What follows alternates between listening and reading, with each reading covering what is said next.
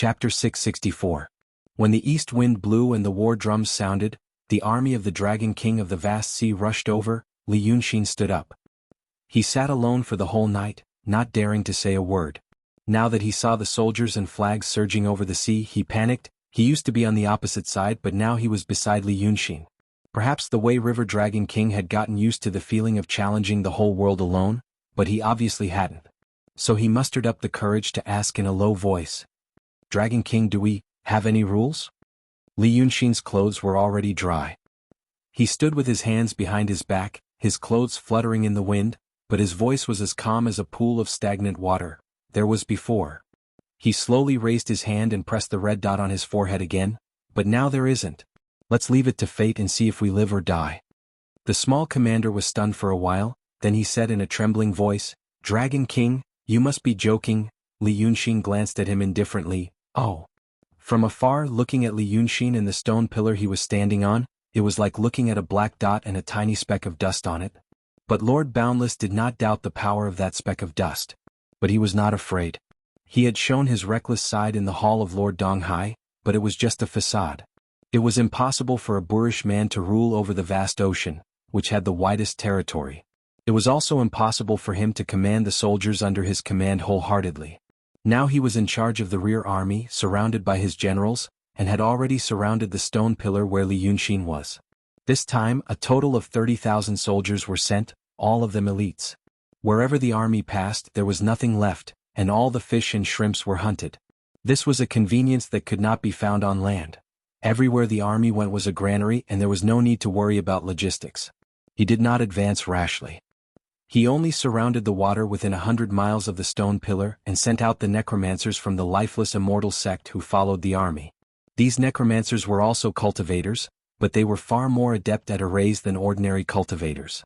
Now, under the protection of several vanguard troops, more than a dozen necromancers were cautiously approaching the edge of the formation set up by Li Yunxin, as reported by the immortal Zai, to survey the area. The leader of these necromancers was a middle-aged man. He was strong and had some stubble on his chin. In the eyes of the mainlanders, he was a middle-aged man who was almost 30 years old. His Taoist name was Qin Fengzi. Qin Fengzi was only at the peak of the transcendent state. But standing on the water stage next to Lord Vast Expanse, his aura was not weak at all. His expression was calm and indifferent. Aside from Lord Boundless, he was accompanied by a few profound realm and a dozen true realm demon generals. But even so, he didn't feel uncomfortable. The cultivators of the lifeless immortal sect could be considered to be transcendent existences in the sea. Even though Lord Vast Expanse did not like them, it did not change. It was just that the atmosphere was a little subtle. While the army was waiting for the necromancers to survey, the two did not speak. Half an hour later, when the necromancers returned to hand in their orders, Qin Fengzi bowed slightly and said, "Lord, I have some ideas." Lord Vast Expanse sat on a glorious throne carried by 16 demon soldiers. After hearing his words, he said after a while, "Oh, tell me about it." Qin Fengzi paused and said, "The immortal Zai is right. With that stone pillar as the center, there is an array within 100 miles of the sea. If it wasn't for the Shenmen Daotong and Kenzo, we would not have known the details." But the immortal Zai had already used the golden silk entanglement spell to survey the area. He knew that the array was an endless one that could absorb the injured. To put it in words that ordinary people can understand, it is like, we attack with 10% of our power, he can block 70% of it, and the array absorbs 30%. The immortal Zai used 2 killing moves, both of which he took head-on and stored the power. Then he used other methods to return the power 100 times, 1,000 times. That was why the immortal was heavily injured. "He's dead."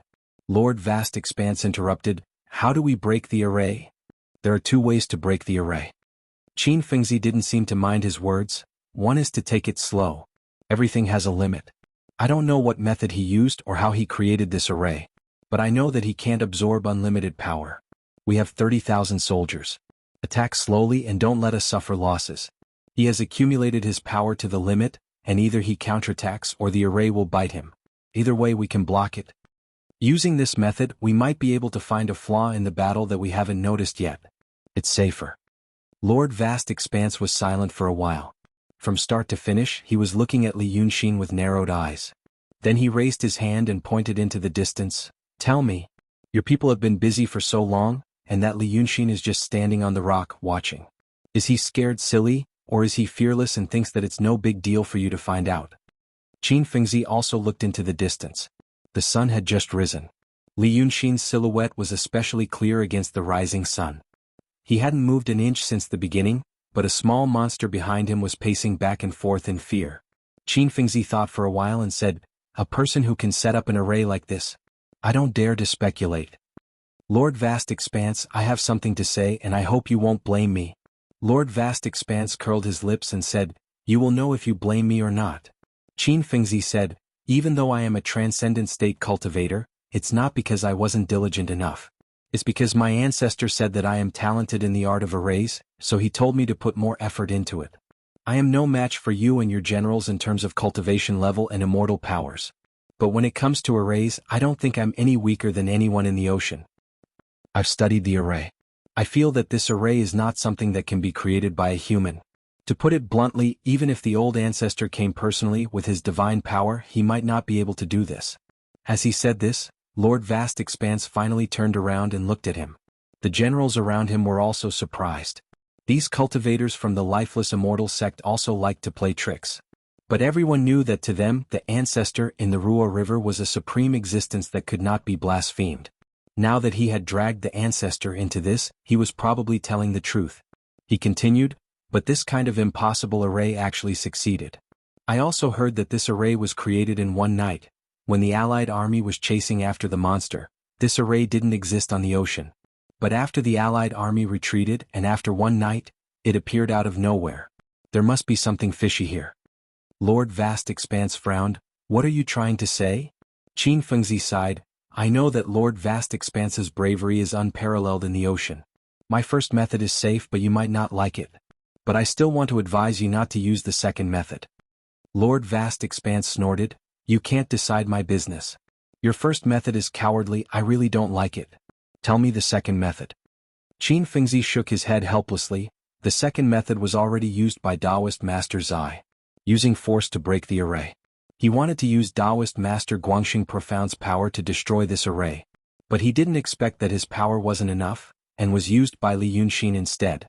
And the 30,000 soldiers in my army are all elites. If I use this method of using force to break through technique, it might work. Lord Vast Expanse frowned. "I thought you had some good ideas." After saying this, he let out a long breath and pointed to the surroundings. "Look. Apart from our boundless sea army, who else is on the surface of the ocean?" Qin Fengzi didn't need to look to know that there were other demons. When mortals looked at the ocean, they only felt that it was vast and desolate. But in reality the ocean was also bustling, just not as crowded as on land. Under the command of the Dragon Kings, there were demon warriors recruited from all over the sea and organized into soldiers and generals. There were also many that weren't organized, and they were taken under the command of the Monster Kings. These Monster Kings were like the tyrants on land. But they were much stronger than the tyrants. They also had their own private army.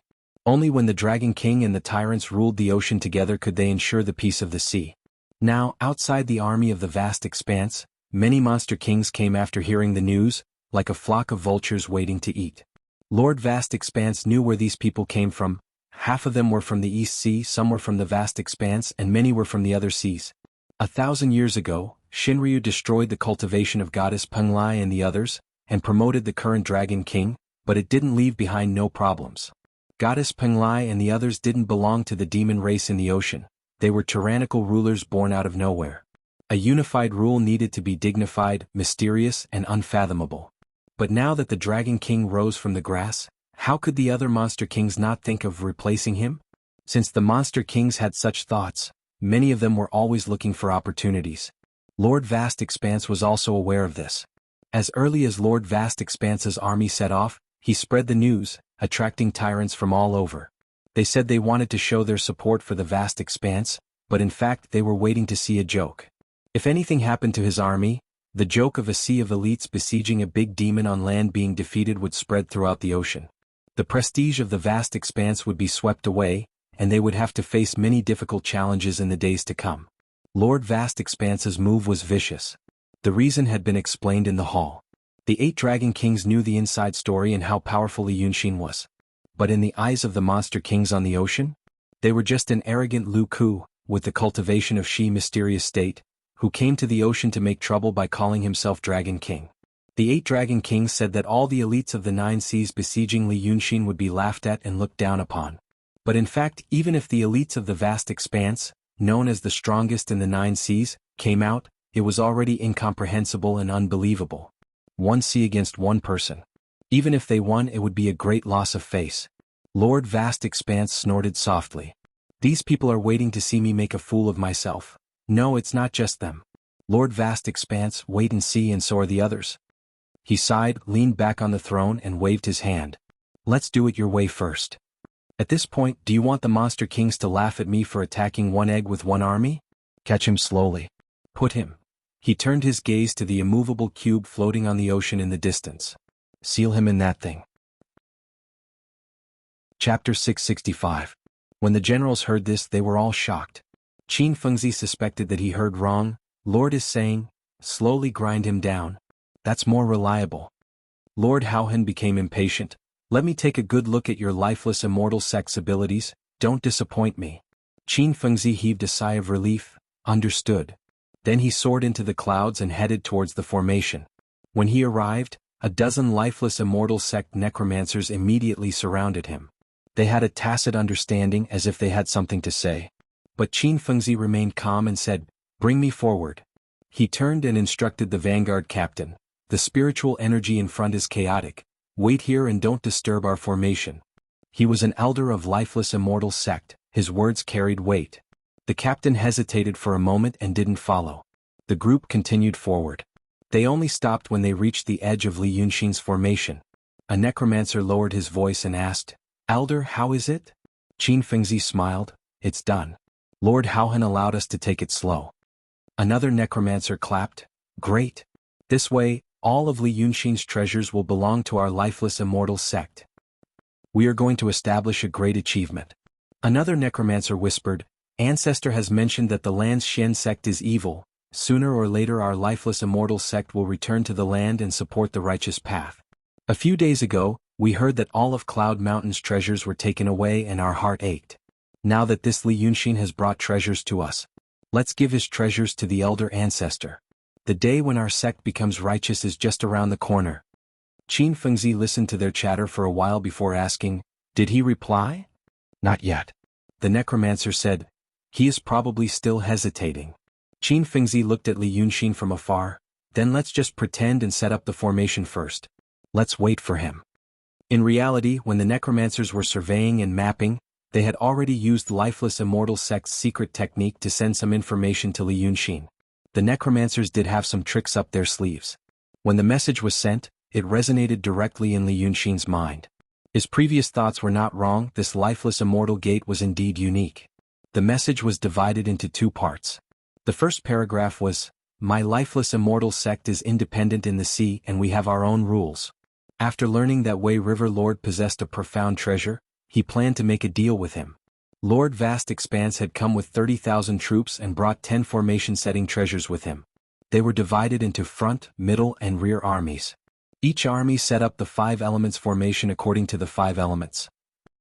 The eye of the formation is on the body of the leading general. You can rely on the Sheng, Du, Jing and Xiu gates to break it.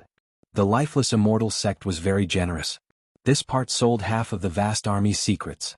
However, Li Yunxin's expression did not change as he continued to stand against the wind. Perhaps his carefree attitude made the other party feel that the information they provided was far from satisfying his appetite. Soon after, the second message was sent. What we want is the Cloud Mountain magic treasure, but we only want half of it. Wei River Lord definitely has the Heaven's Heart technique that Dao Tong and Shen Gate have cultivated for 40,000 years. We only want a copy. The vast army's 5 elements formation will feint an attack. There is another soul-seizing formation under the water. If a soldier dies in battle, his soul will immediately be absorbed by the formation. Although because the spiritual energy of heaven and earth is in chaos, its power is less than 10%. But its power is still far greater than the formation made by the 300,000 lives of Wei City's people at Dongting Lake. Looks like the lifeless immortal sect wasn't just good people with no temper. Since they didn't get a reward when they sent out the second message, they vaguely displayed their power. Previously, Kun Wuxi's group burned down Wei City and used the lives of hundreds of thousands of people to create a formation that could kill profound realm cultivators. In the end, Kun Wuxi was schemed against by the Freemasons. He suffered the consequences. This matter was top secret, only a few people in the world knew about it. For the lifeless immortal sect to obtain such information and know the power of the formation, it could be seen that they were very powerful. If it was anyone else, they would have to think about it carefully. Li Yunxin was indeed thinking about it carefully. As he thought about it, he remembered that Qin Fengzi and Lord Haohan finished their conversation and rushed to the formation. He and Qin Fengzi stared at each other for a long time. Then he spat out one word, "Scram." This sound was extremely calm, but it shook the ocean surface like a clap of thunder. Everyone heard it clearly. Lord Haohan immediately narrowed his eyes and stared at the small figure far away. He laughed. "Is this a challenge? It's just a defeated dog barking." The demon general next to him said coldly, "Very soon, he will know the power of our vast army." Vast Dragon King sneered, "Keep an eye on the Eastern Sea Dragon King. That trash is leading the army to cover their retreat, he might even let them come over. Once there's any movement, report to me immediately." The demon general cupped his fists. 15 scouts have already kept an eye on them. This sound also reached Qin Fengzi's ears. Unlike Lord Haohan, he knew what this meant. The other party refused to cooperate. Towards this reaction he was more shocked than angry. It shouldn't be like this. This Li Yunxin is currently in a very bad situation. And from the information they have, this person is a very scheming, unscrupulous person who is good at using all the conditions he can to turn the situation around. This kind of person, hearing these conditions at this time, how can he react like this? He was more like a righteous warrior who was tired of deceiving and scheming against each other, and just wanted to fight to his heart's content with his own strength. What a joke. Qin Fengzi frowned and stared at him, trying to guess what he was thinking. Before coming here he did have the thought of trying to communicate with him. At this point, if it was a normal demon he would probably give up on this thought. But now that he was standing at the edge of the formation that Li Yunxin set up, he could feel the terrifying power within. Just like he said to Lord Haohan before, this kind of formation isn't something that can be done by humans. Even a 10,000-year-old ancestor would find it hard to do. If he was a member of the vast army he would naturally try his best. But they are here to help. Just like Taoist Master Zai, they don't want to lose their lives here. Not to mention, for someone who is obsessed with formations, the secret of this formation really makes him curious. How did he do it? This formation is currently like a dormant beast. It's weak and listless, waiting for a powerful force to enter and activate it. If it's fully activated, what will it look like? Curiosity and desire for knowledge slowly calmed the anger in Qin Fengzi's heart. He tried to make one last attempt, risking using a secret technique to send a message to Li Yunxin. And so the voice in Li Yunxin's head sounded again. But this time, it wasn't the faint and unreal voice from before, but a much more approachable voice, Qin Fengzi's voice. "If Taoist Master Zai has offended you before, Dragon King needs to know one thing: Taoist Master Zai is indeed a Taoist master, but he belongs to the sect of cultivators, while we belong to the sect of necromancers. We both have our own thoughts, and our standpoints are also slightly different. We don't advocate using violence to solve all problems, we focus more on exploring the unknown and the Daos. If Dragon King is wary..." He thought his words were sincere and touching. But halfway through, Li Yunxin suddenly roared again, "Jabber jabber jabber, weird voice, don't stop."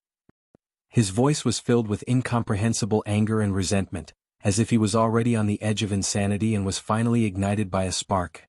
"If you want to fight, then fight. Why are you cowering? Come.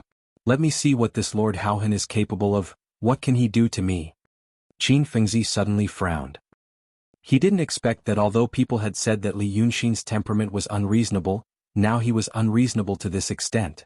Lord Haohan's expression turned cold. The demon general beside him saw his expression and immediately roared, "A grain of rice! You dare to compete with the sun and moon? Qin Fengzi, what are you waiting for?" Qin Fengzi's anger finally surged. Stubborn.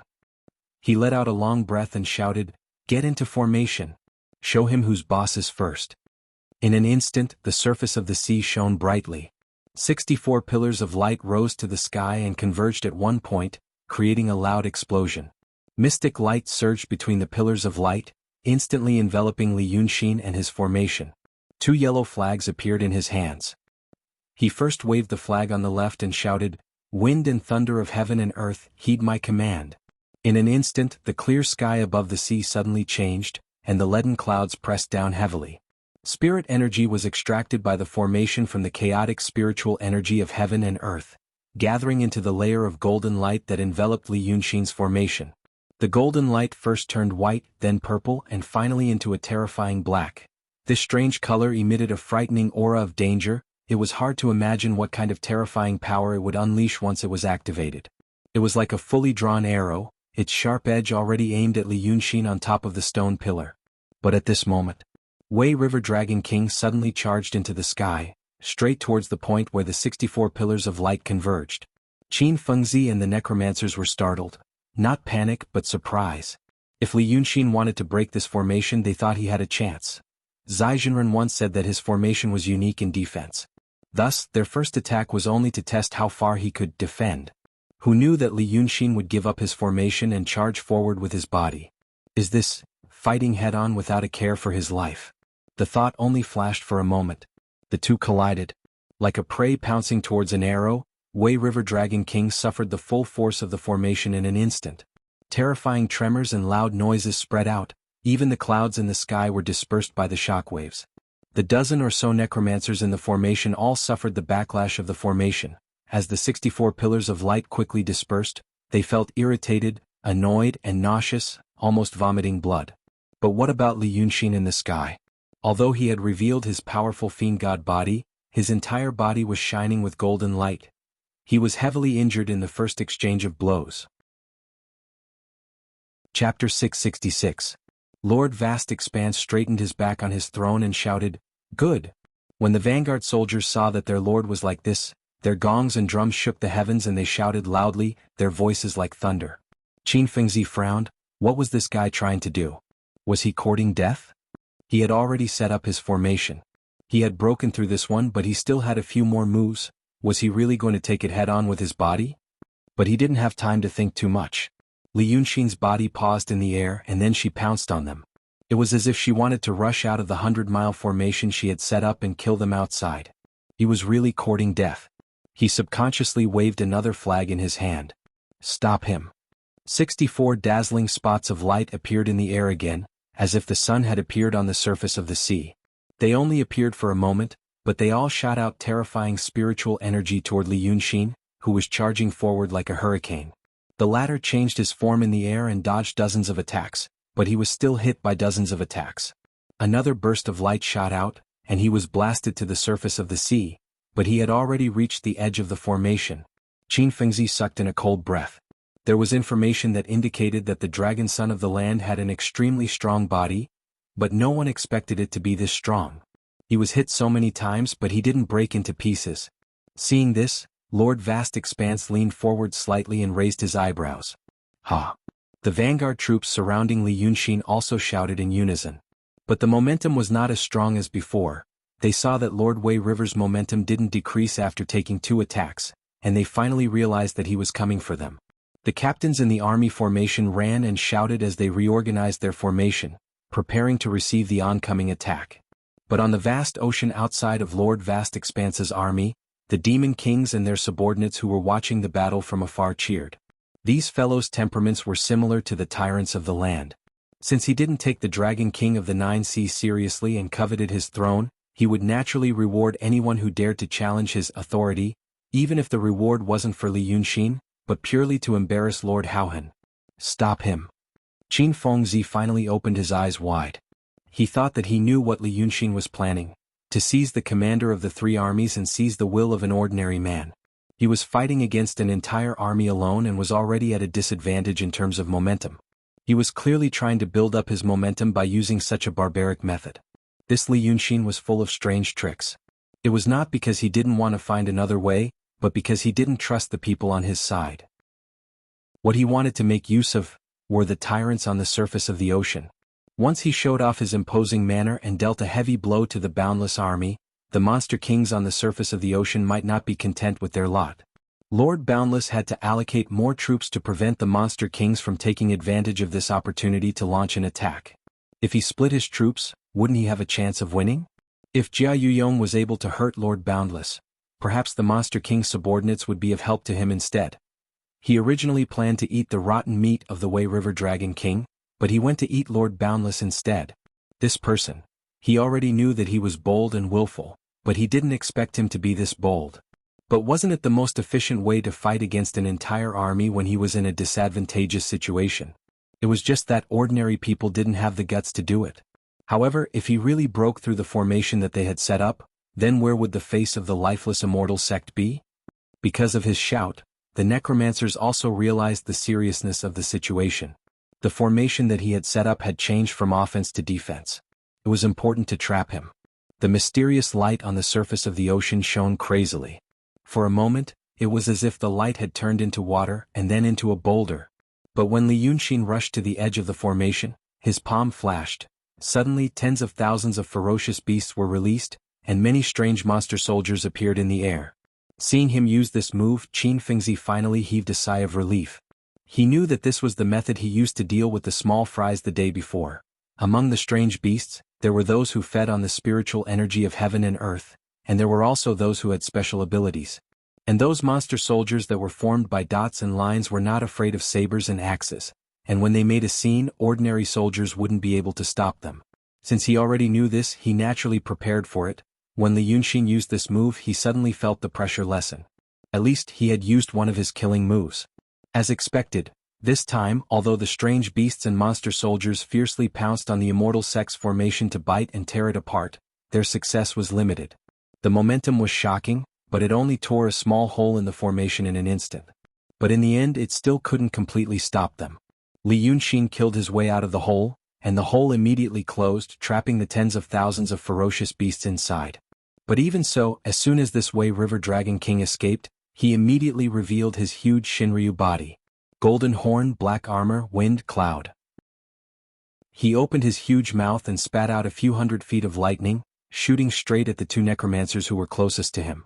Those necromancers were proficient in formations, but how could they withstand a thunderous attack from a profound realm great demon? Even turn into charcoal was a piece of cake. He was directly turned into ashes. Seeing this, Qin Fengzi's expression darkened.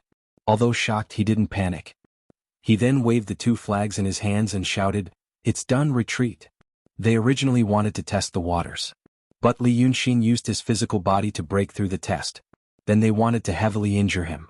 But Li Yunxin wanted to kill his way out of the formation. So they wanted to trap him inside the formation.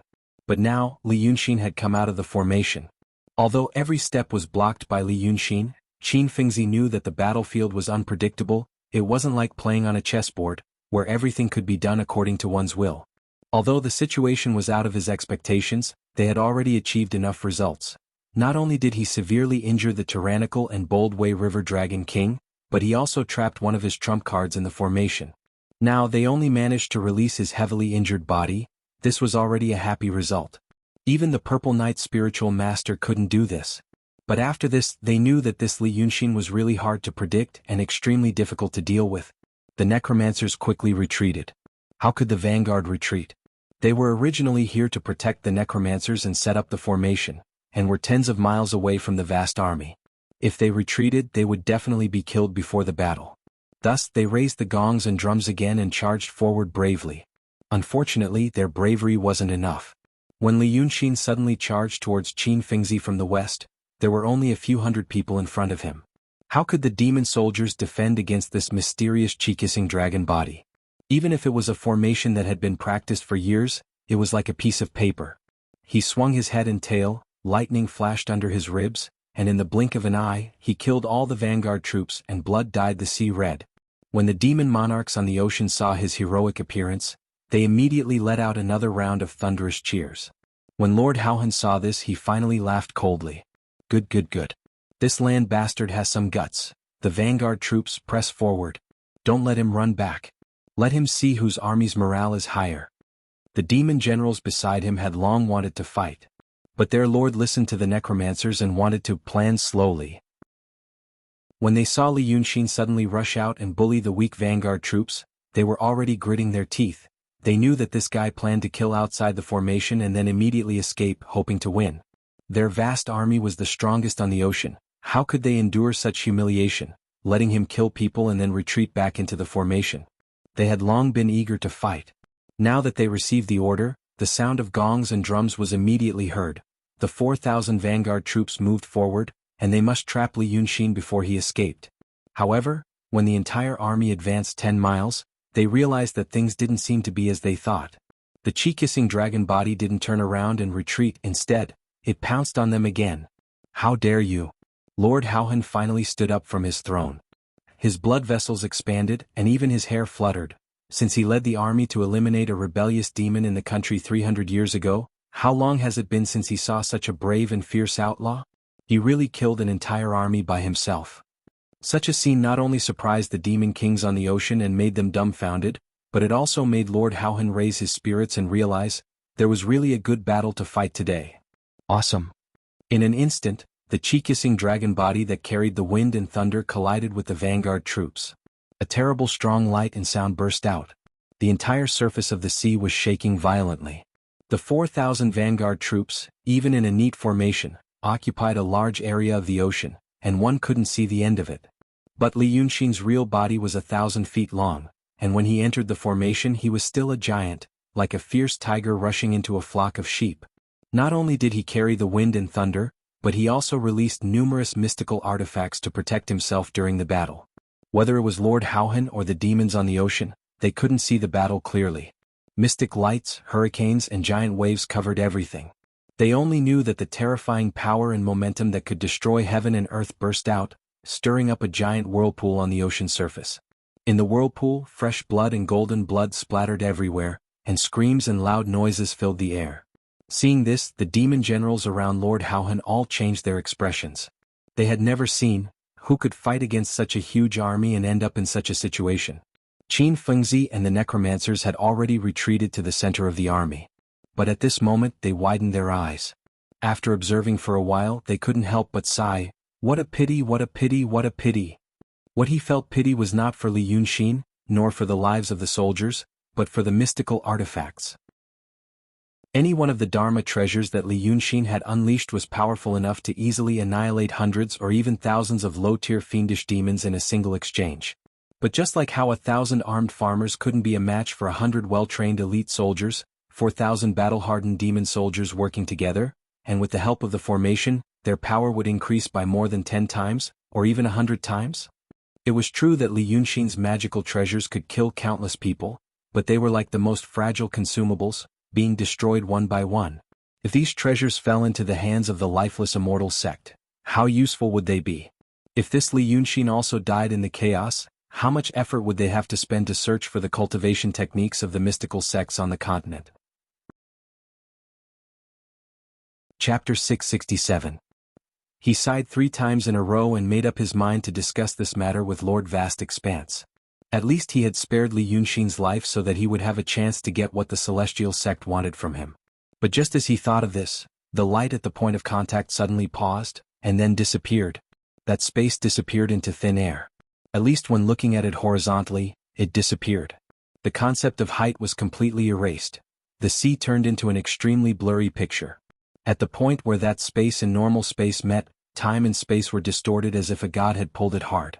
The broken limbs of the dead demon soldiers were twisted into strange curves, but they weren't broken. The light was still dazzling, but it couldn't be seen, only felt. This was an indescribable feeling. Qin Fengzi knew that Li Yunxin had used his other trump card, the move he used to kill the Purple Knight Enlightened. "I want this strange formation too," he screamed madly in his heart. This Li Yunxin, just how many treasures does he have? But that Li Yunxin had actually brought out all of her family's wealth? Does he want to die? Qin Fengzi thought that Li Yunxin wanted to ambush the commander of the Central Army and cause a great change in the situation on the sea.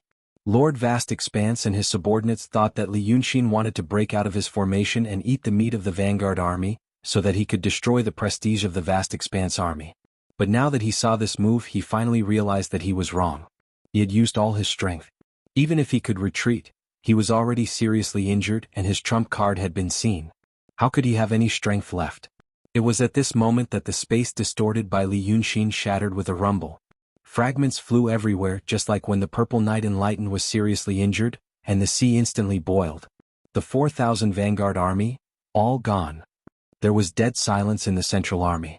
Many demon generals turned green. But Lord Vast Expanse's eyes widened, and he took another step forward from his throne. "What a great Li Yunshin!"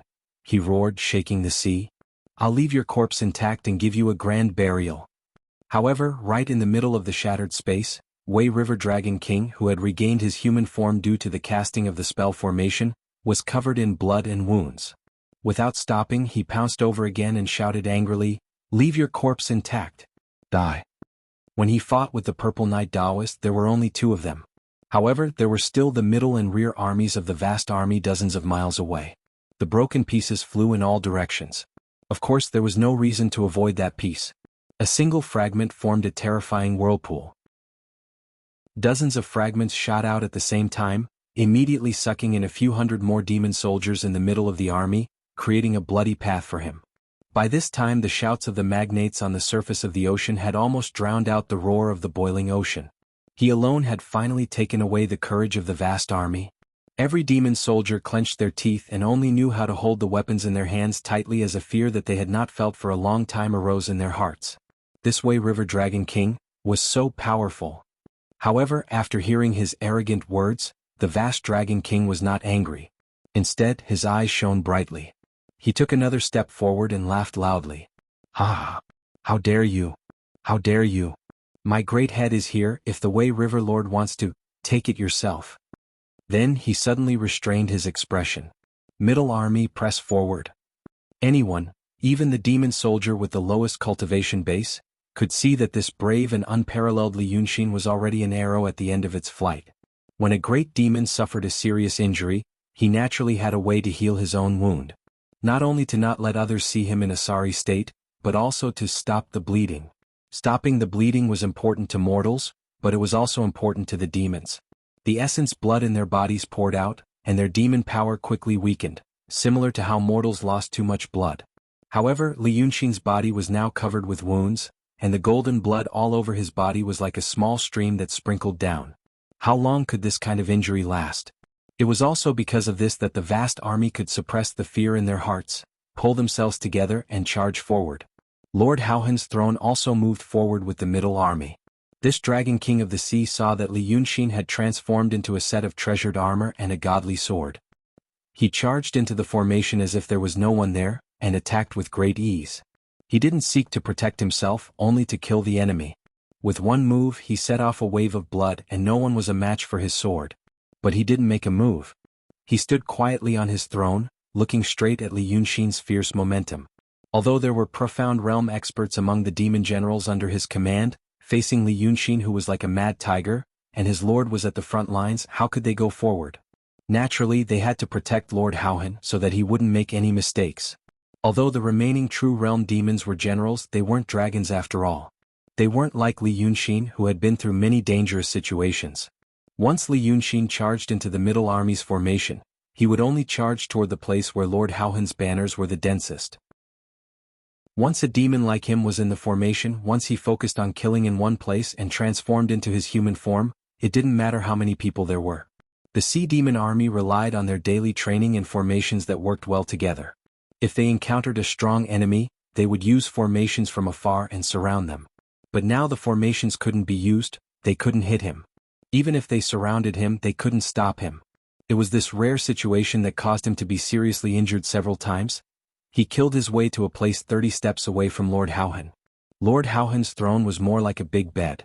The throne was carried by 16 strong men, surrounded by strong bodyguards, and stood on a jade platform that was condensed from magical power. When Li Yunshin killed his way here, half of his armor had been broken. Only the sword in his hand was still shining brightly, and the blood couldn't cover its sharpness. But he was already panting like an ox. He could only use the sword to support himself so that he wouldn't fall. Although he stood still and glared at Lord Haohan, the demon soldiers surrounding him were scared out of their wits. They only dared to surround him from afar and no one dared to get close to him. The two profound realm demon generals beside Lord Haohan sneered, cupped their hands and shouted in a deep voice, "We're willing to take Swan's head for you, my lord." But Lord Haohan stared at Li Yunshin for a while and shook his head. "You don't deserve to take the head of such a person." The demon general's expression froze, and he put his hand down in embarrassment. The vast Dragon King was silent for a while. He looked at every wound on Li Yunshin's body that was so deep that the bones could be seen, and sighed. Ever since I took control of the vast realm, I've quelled countless rebellions and killed millions. You're the first to kill in front of my imperial palace."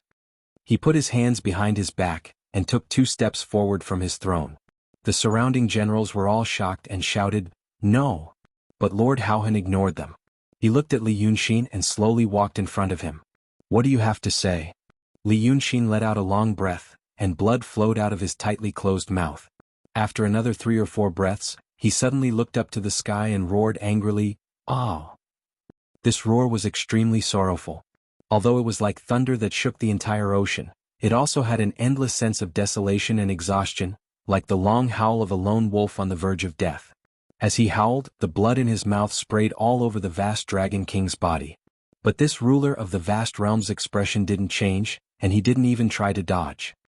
He only waited until he shouted himself hoarse and lowered his head, and then slowly wiped his face. He took 3 steps back and stared at him. "So you're a sad person. You want to die?" "Mph." He shook his head and paused. "Warriors can die in battle, but not like this. Go back. When you really have the will to fight, I'll personally be your opponent." After saying this, he turned around and strode back to the palanquin. "There's also such a person on land. All troops retreat 100 miles. Send orders to all the demons on the ocean. If anyone dares to kill the person I want to kill, it's the same as treason." About 4 hours later, the ocean finally calmed down. Li Yunxin stood alone on the surface of the ocean. The blood on the treasured sword in his hand had already dried up. But since it was a treasured sword, it naturally wouldn't be tainted. Now that the blood was gone, it shone brightly under the blazing sun. The vast realm army retreated 100 miles, and the demons watching the battle retreated even further. The surface of the ocean was as calm as before, as if the previous battle was just an illusion, and in reality, the troops of all sides hadn't moved. At this time he slowly breathed a sigh of relief. Then he raised his head, not looking in the direction of the vast realm army, but to the east. There was a blue sky and white clouds, a yellowed ocean surface, and the indistinct shadows of demons on the ocean surface. But other than that there was nothing. Li Yunxin was silent for a while. He raised his hand and threw the treasured sword in his hand into the ocean. Then he turned around and returned to his 100-mile large formation. The formation set up by the lifeless immortal sect to trap his demon beasts and demon soldiers had become useless after being continuously attacked. He effortlessly broke it, took out the scroll and retrieved the beasts and soldiers. Then he turned into a golden light and landed on the stone pillar. First, he shook off the broken treasured armor, and then created a set of clothes for himself. After doing all this, he didn't adjust his breathing to heal his injuries. Instead, he slowly walked on the pillar and drew with his sword fingers. The formation he carved on the stone pillar was slightly damaged due to the impact of the lifeless immortal sect's formation, and he was now repairing it. The small kernel was still on the pillar. Actually, just now was the perfect opportunity for him to escape, but the formation was surrounded, and there were demons released by Li Yunxin in the ocean, so he didn't manage to escape. From the moment he saw Li Yunxin land on the ground, he maintained a dumbfounded state and stared at him without blinking. After staring for a full 15 minutes, he seemed to come back to his senses. Dragon King, what kind of battle technique is this?" Li Yunxin ignored him. The small colonel suddenly cried, "Dragon King is merciful. Dragon King is brave. Dragon King, if you really want to die, let me live first. I will be a cow or a horse in my next life to repay Dragon King's kindness." "I have." Li Yunxin stopped in his tracks. He stared at him for a while. There were still wounds on his face and he looked very ferocious. Even though his gaze was calm, it was enough to make the small colonel stop crying and swallow his next words. After 3 or 4 breaths of time, Li Yunxin turned around and started walking again. "Who said I'm going to die?" he said in a low voice. "Forget it. So what if I die?" After a moment of silence, he sighed. Live. Chapter 668. The vast army retreated 100 miles away, but that didn't mean they were retreating. They only watched from afar and rested for the time being. When the time came, they would send out their troops. The demon generals were indignant, but they didn't dare to show it in front of Lord Vast Expanse. He could only stand by his side with an ashen face, watching his lord sit on the throne, his body slightly leaning forward as he stared unblinkingly at Li Yunxin, who was even further away. At such a distance, only profound realm cultivators could barely see Li Yunxin's movements. And that was when the other party didn't intentionally interfere. But the vanguard and vanguard were all killed by one person. It was the greatest humiliation the vast army had ever experienced in 1,000 years. Not all the demon generals could understand their lord's actions. They thought that even if their lord didn't kill him because he cherished talent, he should have captured him and slowly thought about the future. But now, after making such a huge sacrifice, they actually let him go. Didn't that person die in vain? These doubts and dissatisfaction didn't only exist in the hearts of the demon generals. The necromancers of the lifeless immortal sect also thought the same. Their sacrifices couldn't compare to the soldiers of the vast army, but in the hearts of the necromancers, the life of one of them was more precious than 100 demon soldiers. Now, the necromancers were in the middle of the army, surrounding Qin Fengzi. After a long silence, someone finally whispered, "The two of them died just like that." After saying that, he looked at his peers. He couldn't help but ask, "Your Honor, why did Lord Vast Expanse?" Qin Fengzi looked in Lord Vast Expanse's direction, then looked around. The demons watching the battle didn't retreat, and their numbers seemed to have increased. It was as if the previous battle had made them more interested and curious about the outcome of this battle. He understood a little, then shook his head. "I always tell you to think more before doing things. You have to see the inside story. This is a good opportunity. Think about it carefully." The necromancers were confused, then fell silent. But the necromancer who asked before thought for a while, then blinked. "Your Honor is saying that there's an inside story?" "In my opinion there is." Qin Fengzi nodded, then squinted his eyes and looked in Li Yunxin's direction. But at such a distance he couldn't see anything. "We know a little about Li Yunxin." He retracted his gaze. "I've told you about what he did on land. That's why we tried to communicate with him first. We don't want to be enemies with this person unless it's absolutely necessary. You have escaped from death time and time again. You are extremely scheming and come up with many strange plans. All of you usually think highly of yourselves, but think about whether you can reach his level." The necromancers were indignant. It was naturally uncomfortable for them to think about the enemy who had just killed two of their fellow disciples. But no one spoke. Even if he was indignant, he had to admit defeat. The most terrifying thing about this person is that he dares to take risks. He dared to risk his own life. He had died once in the city of Wei and again in Yunshan. However, in the end they all survived. Now think about what he did in the past and look at the present. Qin Fengzi sighed. He has a formation but he doesn't defend it. After revealing an opening, he charged over like a brainless warrior. It's not incomprehensible for a normal person to do so. He's already at death's door. But he was originally waiting here. He wouldn't not know that an army was coming, so he must have some strange plan. I don't believe that such a person came to seek death. He must have done this as part of a plan. And it might not be his true body that came. He is at the Shi mysterious state and has the ability to turn his soul into a real body. His formation, I was less than 100 miles away from the center of the army. It's very likely that he sent an avatar for us to kill. It's fine if it's someone else. Against someone like him, would you dare to kill him if he was sent to you? The necromancers looked at each other. The person who spoke before moved his mouth as if he wanted to refute. But he couldn't find anything to say. He could only say, "Then Lord Haohan? If I can think of this, how can Lord Haohan not think of it?" Qin Fengzi shook his head. He has led the vast sea for 1,000 years. He isn't as bold as others think.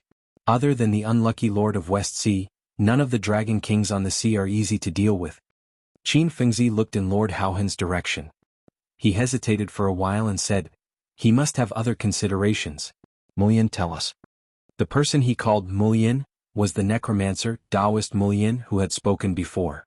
Being called out, he looked a little flattered. He didn't dare to be careless.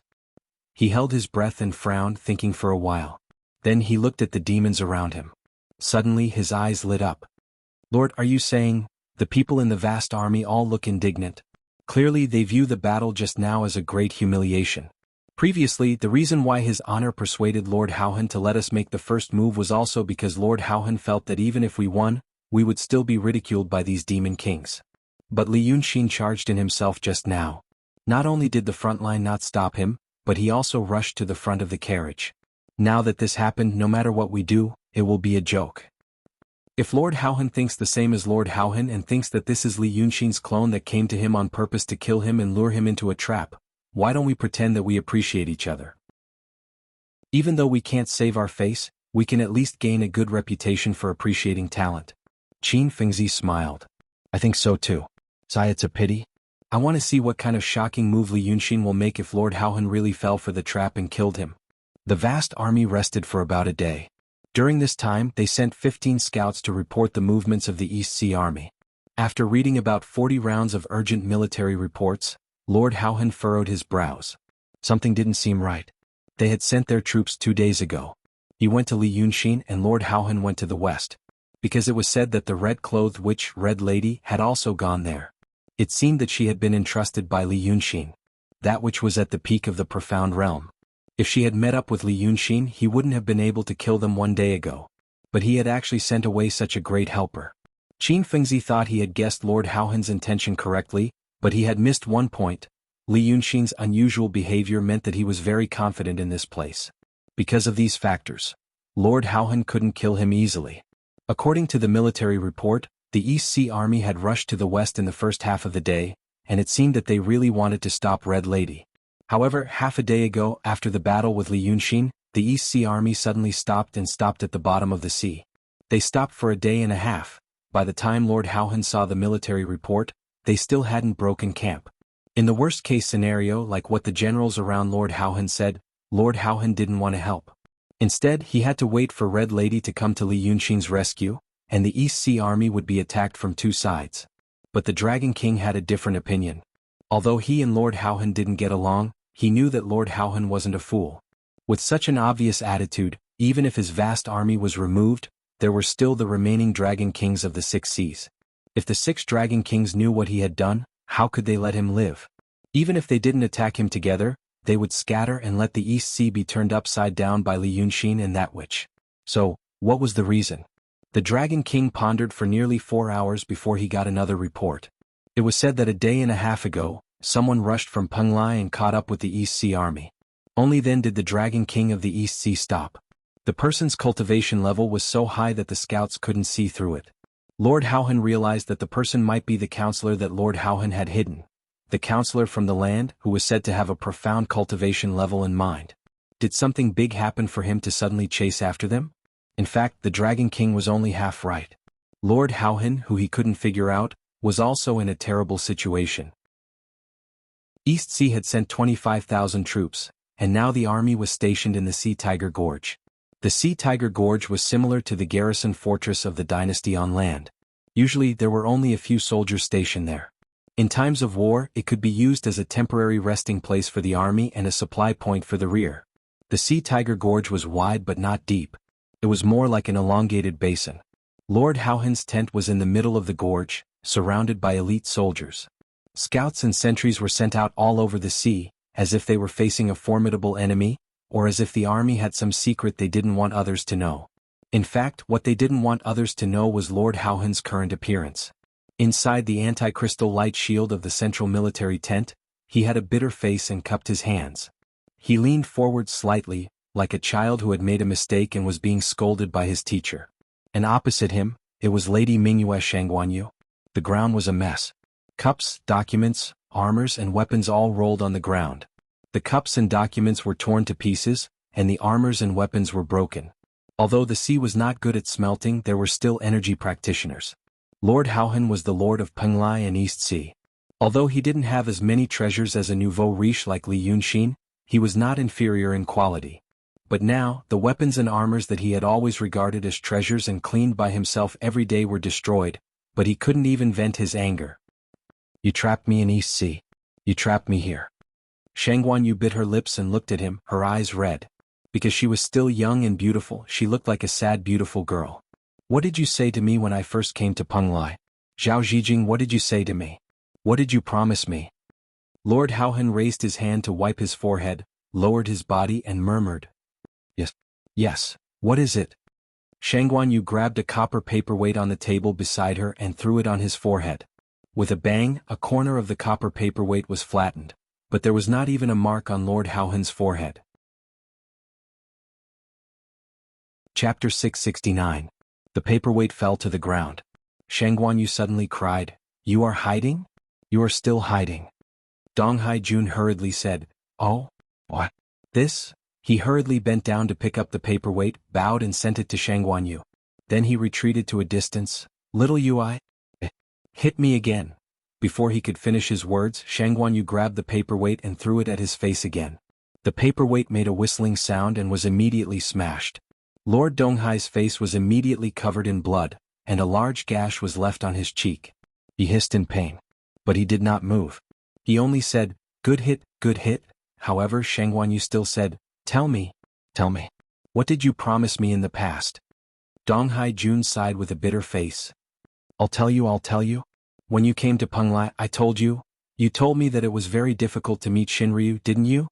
Shang Guanyu stared at him, tears rolling down from her eyes like mermaid pearls.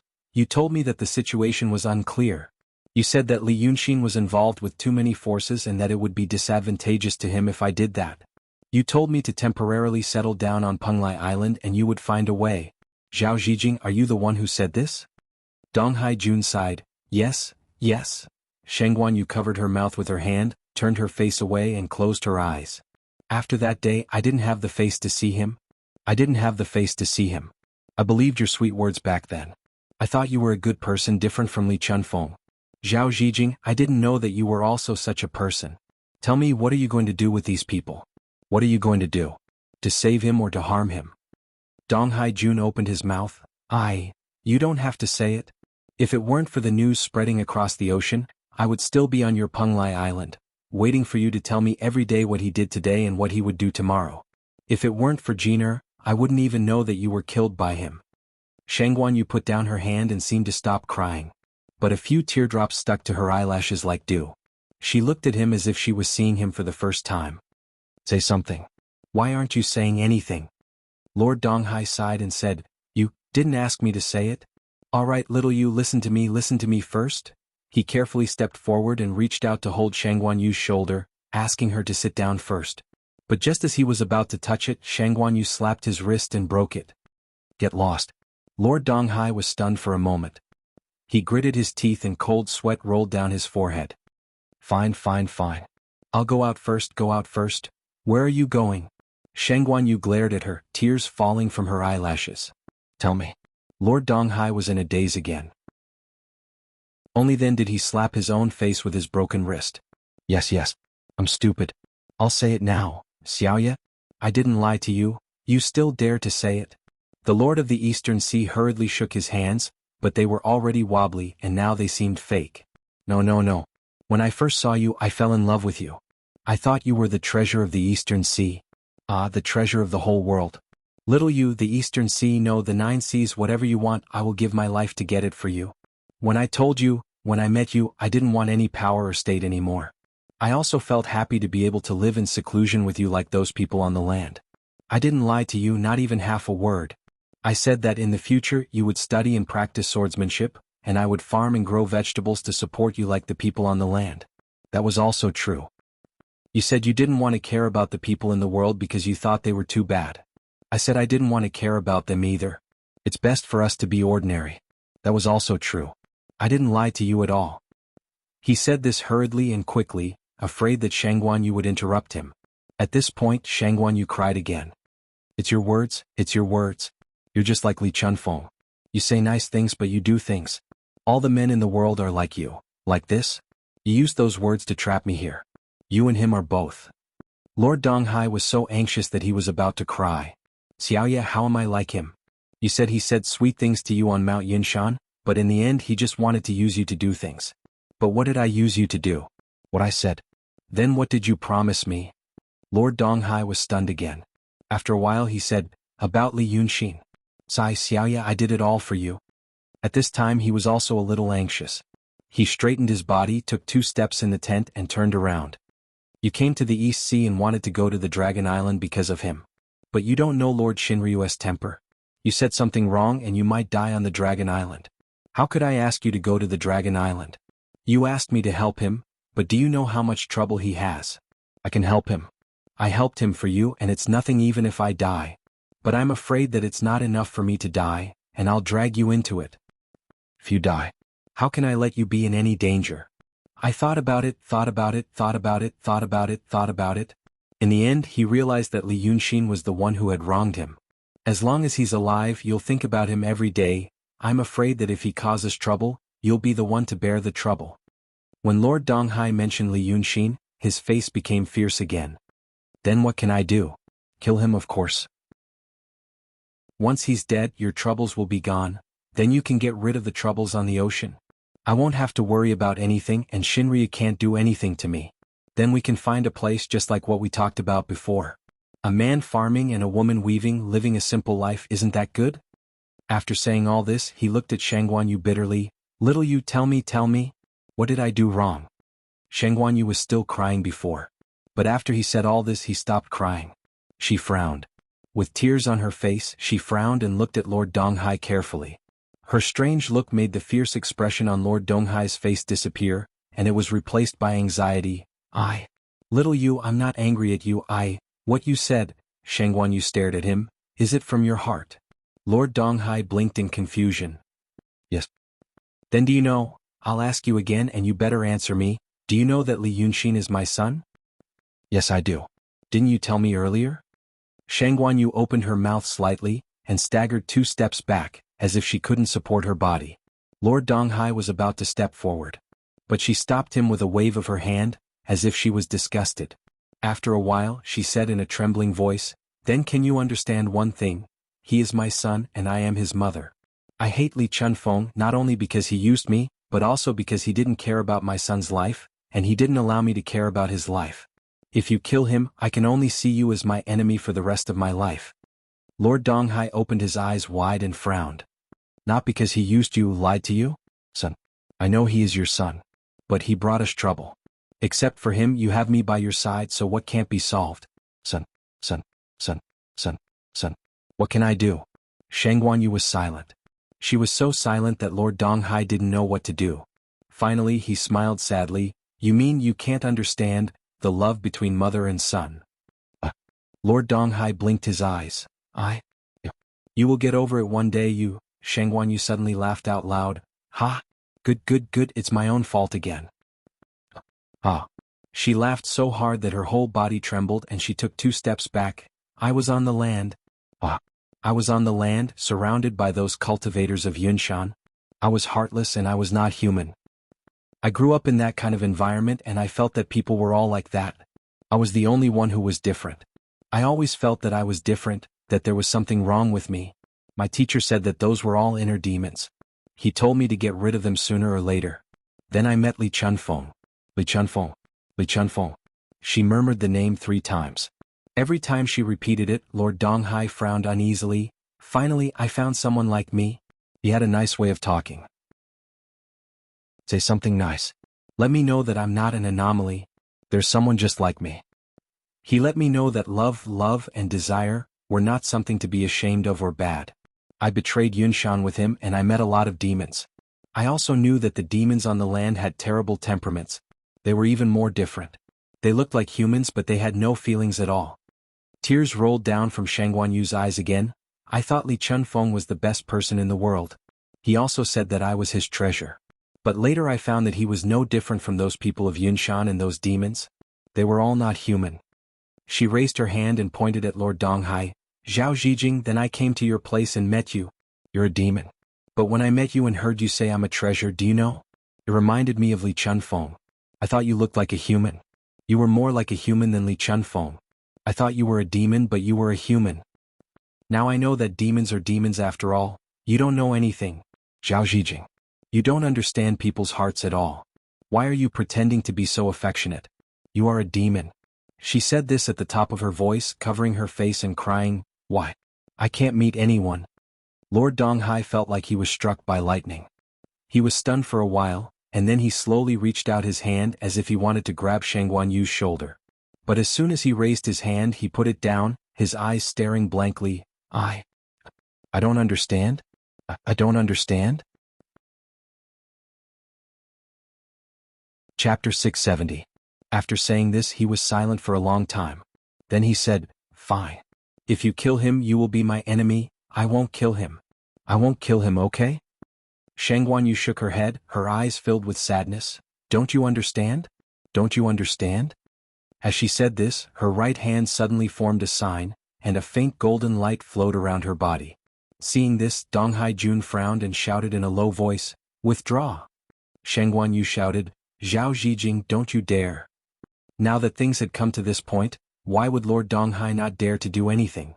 The water-repelling light shield suddenly expelled Donghai Jun, and instantly shrank into a fist-sized bead, trapping Shangguanyu inside. Her voice suddenly became softer, as if she had been thrown to the edge of the sky.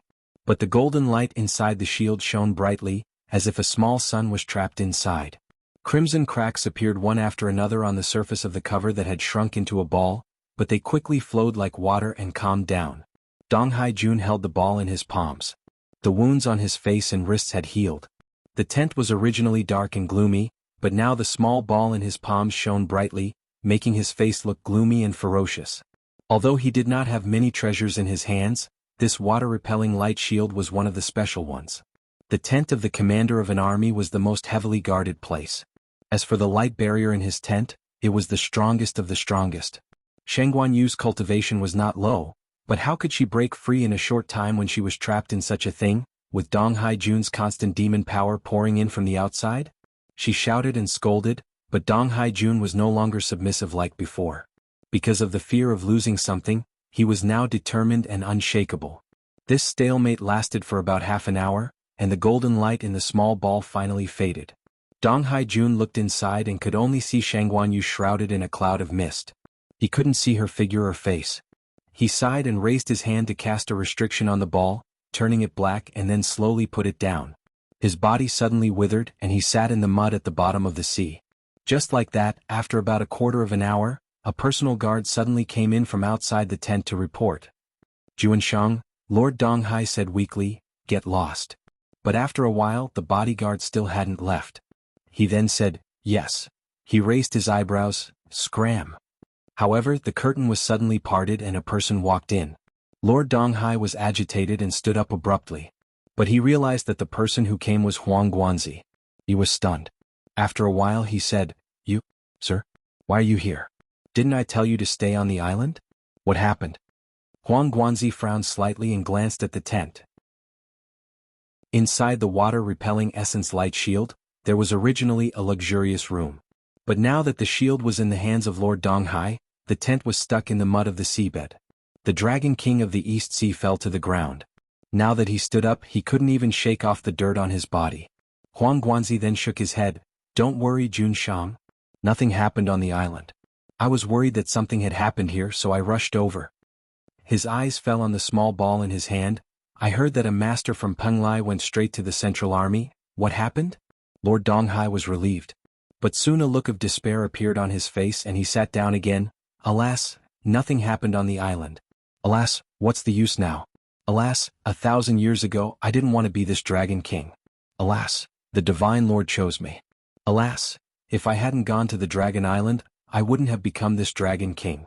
If I hadn't become this Dragon King, I wouldn't have met little you. If I hadn't met little you, I wouldn't have such a sad thing today." Huang Guanzi frowned and looked at him. Only after he had rambled on like this and told her everything that had just happened did he suddenly raise his eyebrows and shout, "Fool!" Lord Donghai was stunned. In the past year, when had he ever seen Huang Guanzi make such an expression and say such rude words? In his shock he even forgot to be angry. Huang Guanzi ignored him, took 4 steps in the tent, turned around and shouted at him again. His voice was stern. "I have been assisting Lord Donghai for a year, just to see you like this? Listen to what you are saying. Stop fighting? Stop fighting at sea? Return to seclusion?" He sneered and pointed at Lord Donghai. "That woman is too soft-hearted. Are you confused? If you stop fighting, can you live? Can she live? Let me ask you, are you really sincere to her?" Lord Donghai was dumbfounded by the storm of questions. After a while he said slowly, Of course I am sincere to her. I've told you a lot about me and her over the past year. Do you still doubt my sincerity?" "Lord Donghai, now I have to doubt it." Huang Guanzi looked at him. "If you are sincere to her, you should think about what is the best for her and how you can give her this kind of kindness. If you don't even bother to think about these things, only feel sad, wronged and give up everything, you are not really good to her, you just mistook your kindness for love. A man," Huang Guanzi clenched his teeth, "should make up for his mistakes.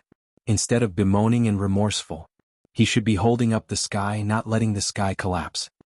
A man," he paused and took a deep breath, "even if he is misunderstood, as long as he can know his mistakes as long as he can face his own conscience. So what if he has to bear the infamy? Lord Donghai looked at him and slowly stood up. Sir, you, Huang Guanzi restrained his expression. Do you understand, Lord Donghai? The Dragon King of Donghai looked at the small ball in his palm and then at Huang Guanzi. Sir, please teach me what to do.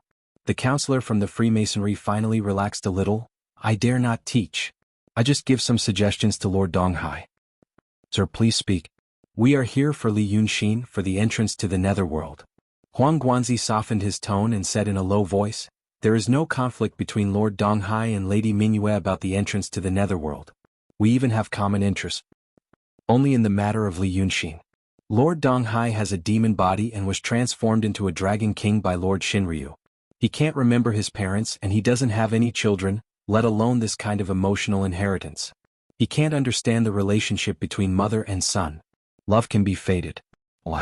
In fact, how many people in the world can understand it? Just think about Lady Mingyue, my lord. Many times, a person can't completely understand another person, so you just need to respect her thoughts. She doesn't want Li Yunxin to die. We have come to this point, but we don't want him to die either, do we? On the contrary, Huang Guanzi shook his head. We still need to lead people to save him. What about after that? Provoking the remaining 7 dragon kings to fight among themselves and asking Li Yunxin to kill them one by one, isn't that also helping him? Li Yunxin said that he did all this to protect himself and to help the dragon king succeed. Neither you nor I believe it. But the alliance between the strong is like this. Before the dagger is revealed, the alliance is unbreakable. Lord Donghai will be in power and glory after he has done all these things. With the capital to negotiate with Li Yunxin, isn't it up to you to kill him or not? Hearing this, Lord Donghai pondered for a while and finally his expression lightened. But soon he frowned. But sir, you want Li Yunxin, even if I don't kill him, it won't be you and I who conspired to kill him? Huang Guanzi smiled. The entrance to the netherworld is big. Wanting Li Yunxin is just taking advantage of the situation and taking revenge. I advise Jun Shang not to be swayed by emotions. Could it be that I would be the opposite? Rest assured, Lord, since Madame Mingyue's worry about Li Yunxin may affect my plan with you, then let's put the matter of revenge aside for the time being. We will get the entrance to the netherworld first, and then, after this matter, the Freemasonry and Donghai will discuss the matter of Li Yunxin. At that time, whether Lord Donghai will protect him for Madame Mingyue or continue to cooperate with us is also up to you. Lord Donghai opened his mouth wanting to say something but stopped. Huang Guanzi waved his hand and smiled. I have told you just now. The alliance between the strong does not require that all the parties have the same goal. Alas, although I am congenial to you. But there is still a subtle difference in our positions. When the day really comes when we meet on the battlefield, if Juanshang wins on account of our friendship today, allow me to join you and continue to serve Juanshang. These words sounded sincere. Even Lord Donghai was moved and blurted out, then why don't you? Huang Guanzi's face was solemn. Although I am not a gentleman, I also know that there are things that should be done and things that should not be done. Lord Donghai took a deep breath and bowed deeply to him. Mister's integrity, wisdom and demeanor are all admirable. If there is such a day, I will help you conquer the border and guard the ocean forever. Huang Guanzi returned the bow. Then Lord Donghai, please continue to advance. Previously, Lord Haohan did not order the whole army to attack for the sake of his own reputation, but it backfired and made him lose face. Today they retreated 100 miles and reorganized for a day. I think they are reviving their morale and their offensive will be fierce. That Li Yunxin put himself in a dead end, which is a wise move. But if he does not receive help, he will become a joke. The situation is urgent. Lord Donghai, please set off immediately. Lord Donghai straightened his body. With a slight shake, his robe became bright again. Also, please continue to guard Peng Lai for me. Then he strode out of the tent and quickly began to shout and dispatch. Huang Guanzi stood in the tent for a while. Suddenly he raised his face and closed his eyes. Then he let out a long sigh and flicked his sleeves. Chapter 671. Lord Donghai has been in the Sea Tiger Gorge for a full day and a half. But the surface of the East Sea is not completely unguarded. As early as the army set off, he has sent orders to all places to strengthen their vigilance. The sea is vast and there are many aquatic creatures. Since the demons are aquatic creatures, it is easy to communicate with their own kind and they are easy to control. Therefore, in fact, many seemingly ordinary and mindless fish, shrimps, whales and dolphins in the East Sea have become spies. Under such a strict defense, it is difficult for anyone to get rid of surveillance. Of course, it is another matter whether they can be stopped or not. Red Lady is entrusted by Li Yunxin to stop the owner of Southwood House. Although she only needs to stop one person, it is not easy to do on the sea. She uses several treasures brought from Dongting and sets up defenses on the sea and seabed with her own supernatural power. These defenses are probably only for the strong. If one only looks at Wacken and ignores the difference in material form, the sea and the sky now look like a net. Although the Wacken flow in the net is violent and chaotic as a whole, it is still a whole piece. People with low realms can't cause any waves in this net, just like small fish and shrimps slip out of the net. But the strong above the true realm and the mysterious realm are like whales and dolphins. No matter what, they will touch this net and be noticed. Red Lady spins such a net along the eastern coast like a spider. Then she begins to wait on a reef protruding from the sea. She naturally knows that her whereabouts may also be known by the demons of the East Sea, but she doesn't care. She has the dragon soul. Even if it has not been completely integrated, it is enough for her to look down upon any existence in the world. During the waiting period she finds many interesting things. For example, a few demons were hiding somewhere nearby, a small demon was transforming somewhere, or a murder had occurred on a ship near the coast, and a few sailors had killed the ship's owner and thrown his body into the sea, then discussed to disguise it as a shipwreck. But there is still no sign of the strong. So she continues to wait. Therefore, she does not notice some inconspicuous people a little farther away. About 400 paces from the rock on which she stood, and about 100 paces from the land, there was a skiff on the surface of the sea. Compared to those big ships that sailed far away, it was an extremely small ship. It was similar to the ferry boat used by the inland fishermen on a small river. The hull of the ship was a single entity. Although it was made of wood, it did not seem to have been pieced together. It was more like a piece of wood had been melted and molded into this shape. At the bow of the ship stood a woman with a shocking beauty. She wore a lake blue chiffon dress, and her black hair was loosely tied. If the former Qing emperor was here, he would be pleasantly surprised. It was the Taoist Qing Shui who had lived in the capital for 1,000 years that he thought about day and night. Although this place was not far from land, the sea had already turned a deep blue. Originally there were still waves and wind, but now they seemed to be suppressed by some kind of power. The surface of the water within 100 meters was as smooth as a mirror, and even the air seemed to have solidified. She raised her head slightly and looked towards the east with a calm expression. In that direction were Red Lady, Lord of Donghai Penglai Island, a vast army, and Li Yunxin on the stone pillar. In fact, she had been watching like this for 2 whole days. From the departure of the vast army, to Li Yunxin breaking the formation and killing the enemy, to the retreat of the vast army, it had been a whole day of reorganization. After a while, Taoist Qing Shui raised her hand. The chiffon dress fell down, revealing a snow-white forearm. This arm was so slender that it seemed to break with a light snap. However, her fingers flicked lightly in the void like plucking a string, and a strange vibration appeared in the whole space. It did not seem to be any kind of known magical power. It was more like playing a zither. After about 3 or 4 flicks, she frowned slightly. It seemed that she was not satisfied with the result. She touched the void again, and a zither with only 5 strings appeared in front of her. At this time she stretched out her hand and plucked on the strings. A quiet and solemn sound came out and even made the whole sea tremble slightly. At the same time, golden ripples suddenly appeared in the air around Red Lady, who was standing 400 li away from them. It was as if the space had turned into metal and then melted. Then it was shaken by some strong force. With a buzz, her red robe flew up. The female monster in Dongting was shocked. She immediately turned to look to the west. In the next moment, the reef beneath her feet shattered into pieces, and she disappeared without a trace. The super monster at the peak of Shen realm felt the information sent from 400 meters away. It was hard to judge whether it was good or bad based on the information alone. But what shocked her was that she did not feel any fluctuation of Wacken before. The methods of cultivators and monsters were extremely magical and unpredictable in the eyes of mortals. For example, making a fire out of thin air 100 steps away by making a hand gesture. Mortals didn't know how to ignite it without firewood or oil. However, in the eyes of magical people, monster power and Wacken power were like a line. It came from the body, shot 100 steps away and then burst into fire. However, the changes around her didn't follow this rule. It was more like the whole space suddenly changed. The surrounding Wacken power vibrated for no reason and there was no defense at all. The newcomer was showing her power. When Red Lady, who turned into a red light, rushed to the mirror-like sea, Taoist Qing Shui put her fingers on the strings of the zither. Seeing the aggressiveness of the newcomer, she didn't change her expression. She took back her fingers, another clear zheng sound rang out, releasing a feather sound. Red Lady suddenly stopped in the air. She was only 10 feet away from Taoist Qing Shui. 4 high-level cultivators and monsters. A distance of 10 feet was like face to face. However, the female monster didn't seem to be restricted. It was more like she was moved out of the space where Taoist Qing Shui was. She could move freely and her monster power was not sealed. However, she couldn't move forward anymore. She could only make slight ripples on the sea, like shaking a steel plate. Red Lady quickly realized this point. She simply stopped in the air and stared at Taoist Qing Shui like a beast hunting its prey. You?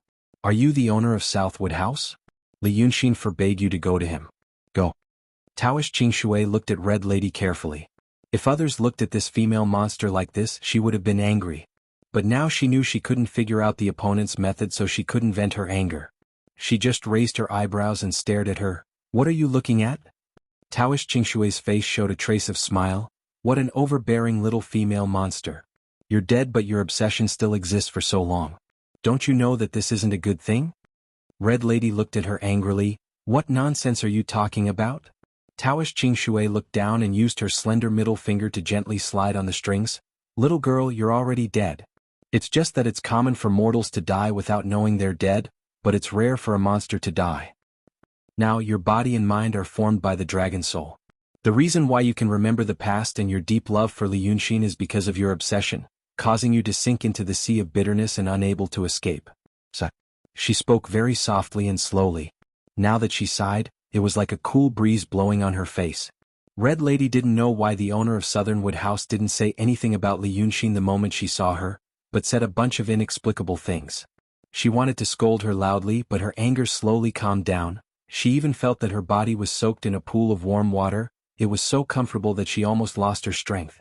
Taoist Qing Shui looked at the strings and shook her head. Lord Dongting wants you to fuse with the dragon soul. But he doesn't know that there's no way to fuse with the dragon soul. Right now, your obsession and the dragon soul are stuck together like glue. It's not solid. Time is passing. There will be a crack in the end. If this goes on, there are only 2 situations. She gently stroked the strings.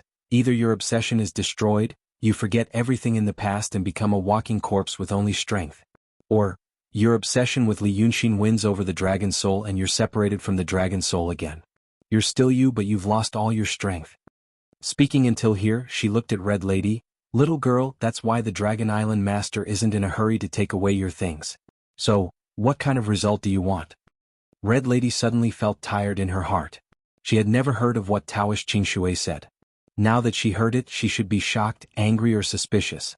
But when those soft words entered her ears, it was as if she already knew it, but she just mentioned it now. Because of this subtle emotion, she felt powerless. The sea and sky in front of her seemed to have changed. It was originally a vast sea and a clear sky. It should make people feel open-minded and only want to sail to the end of the world. But now she felt that the sea was terrifyingly empty and the water was terrifyingly deep. The sun in the sky was even more dazzling, making people panic. The vast world made her feel incomparably small. She wanted to find a safe corner, but there was nowhere to hide. Her fluttering clothes and flying hair slowly calmed down. Her eyes became a little dazed, and her anger almost completely disappeared. Red Lady frowned and looked at Taoist Qing Shui. Why? However, there was something wrong with it. She felt that something was wrong. A stubborn but resolute thought in his heart was making a sound and shouting in his heart. Even though the shout was suppressed by Taoist Qing Shui's words, it still didn't stop. It was this sound that made her feel, things shouldn't be like this. Something's not right. Taoist Qing Shui smiled. She was about to speak again, but Red Lady's eyes fell on her zither. Zither. Most zither nowadays were 7-stringed, but this one was 5-stringed. But Red Lady had traveled the world before. She knew that zither were 5-stringed before 2,000 years ago, and 2 strings were added later.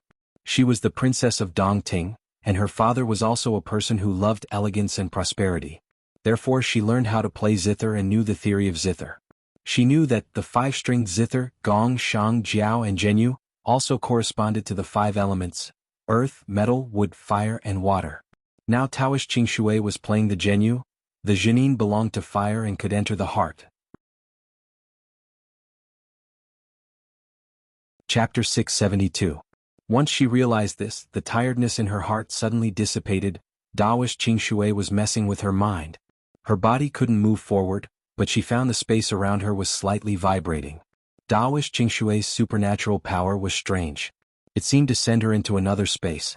But once she noticed this detail, she knew that Taoist Qingshui couldn't completely forbid anything. Red Lady scolded, "What does it have to do with you? Shut up." With this shout, the demon power of the female monster at the peak of Shen realm surged and burst out.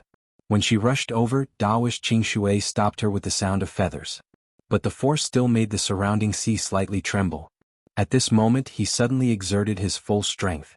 Although he still couldn't break through the restrictive spell laid down by the other party, it caused the sea surface to shake like boiling water. It also caused ripples to appear in the air that was originally almost frozen. A light sound was heard. The strings on Taoist Qingshui's zither were broken. She didn't know what the strings were made of. Once they were broken, they became two extremely thin but extremely hard steel wires like two extremely long needles. One of them actually cut Taoist Qingshui's middle finger. A drop of blood appeared on the tip of her finger. Taoist Qingshui looked down and flicked it away. What a determined little girl. She sighed softly. If you were born as a human, you would be a genius in cultivation. Unfortunately, you were born as a demon. She suddenly looked up at Red Lady and quickly plucked the horn string with her index finger. Do you know that Li Yunxin is just like his name? His heart is not only unpredictable but also belongs to someone else. The sound of horns belonged to the wood element and entered the liver. Red Lady wanted to shout again, but when she heard this sound, she suddenly felt as if a monstrous wave was set off on the surface of the sea, pressing straight towards her. Even though she knew it was not real, she couldn't help but look at the non-existent wave. She took a closer look and knew it was not a wave. It was clearly an indescribable sorrow and despair that could not be expressed in words. Her aura collapsed once again and she subconsciously tried to hide. But there was no wave for her to hide, and where could she hide to? The huge wave hit her. Red Lady cried out in pain and fell from the sky. Your obsession makes you live but also makes you suffer. Taoist Qingshui used her finger to play the string. The sound of the horn was deep and mellow, lingering for a long time. It was as if waves were surging up one after another, continuously bombarding Red Lady's body. Li Yunxin thought that me coming to the East Sea would be disadvantageous to him, so he asked you to stop me. But doesn't he know that stopping me is even more dangerous than facing the vast army? You have him in your heart, but he might not have you in his heart. Can you prove his sincerity with your sincerity? Even if his sincerity can be proven, if one day he cuts it off, can you cut off your obsession? Taoist Clearwater's robe started to flutter. Her words became rapid, but her fingers left the strings. He calmly looked at Red Lady, who was in a daze on the hard surface of the sea for a good while before he softly said, Li Xinyu, I can ferry you. But you have to cross yourself first. Leave the East Sea temporarily and let me save him this time. Red Lady frowned, her eyes were full of sorrow.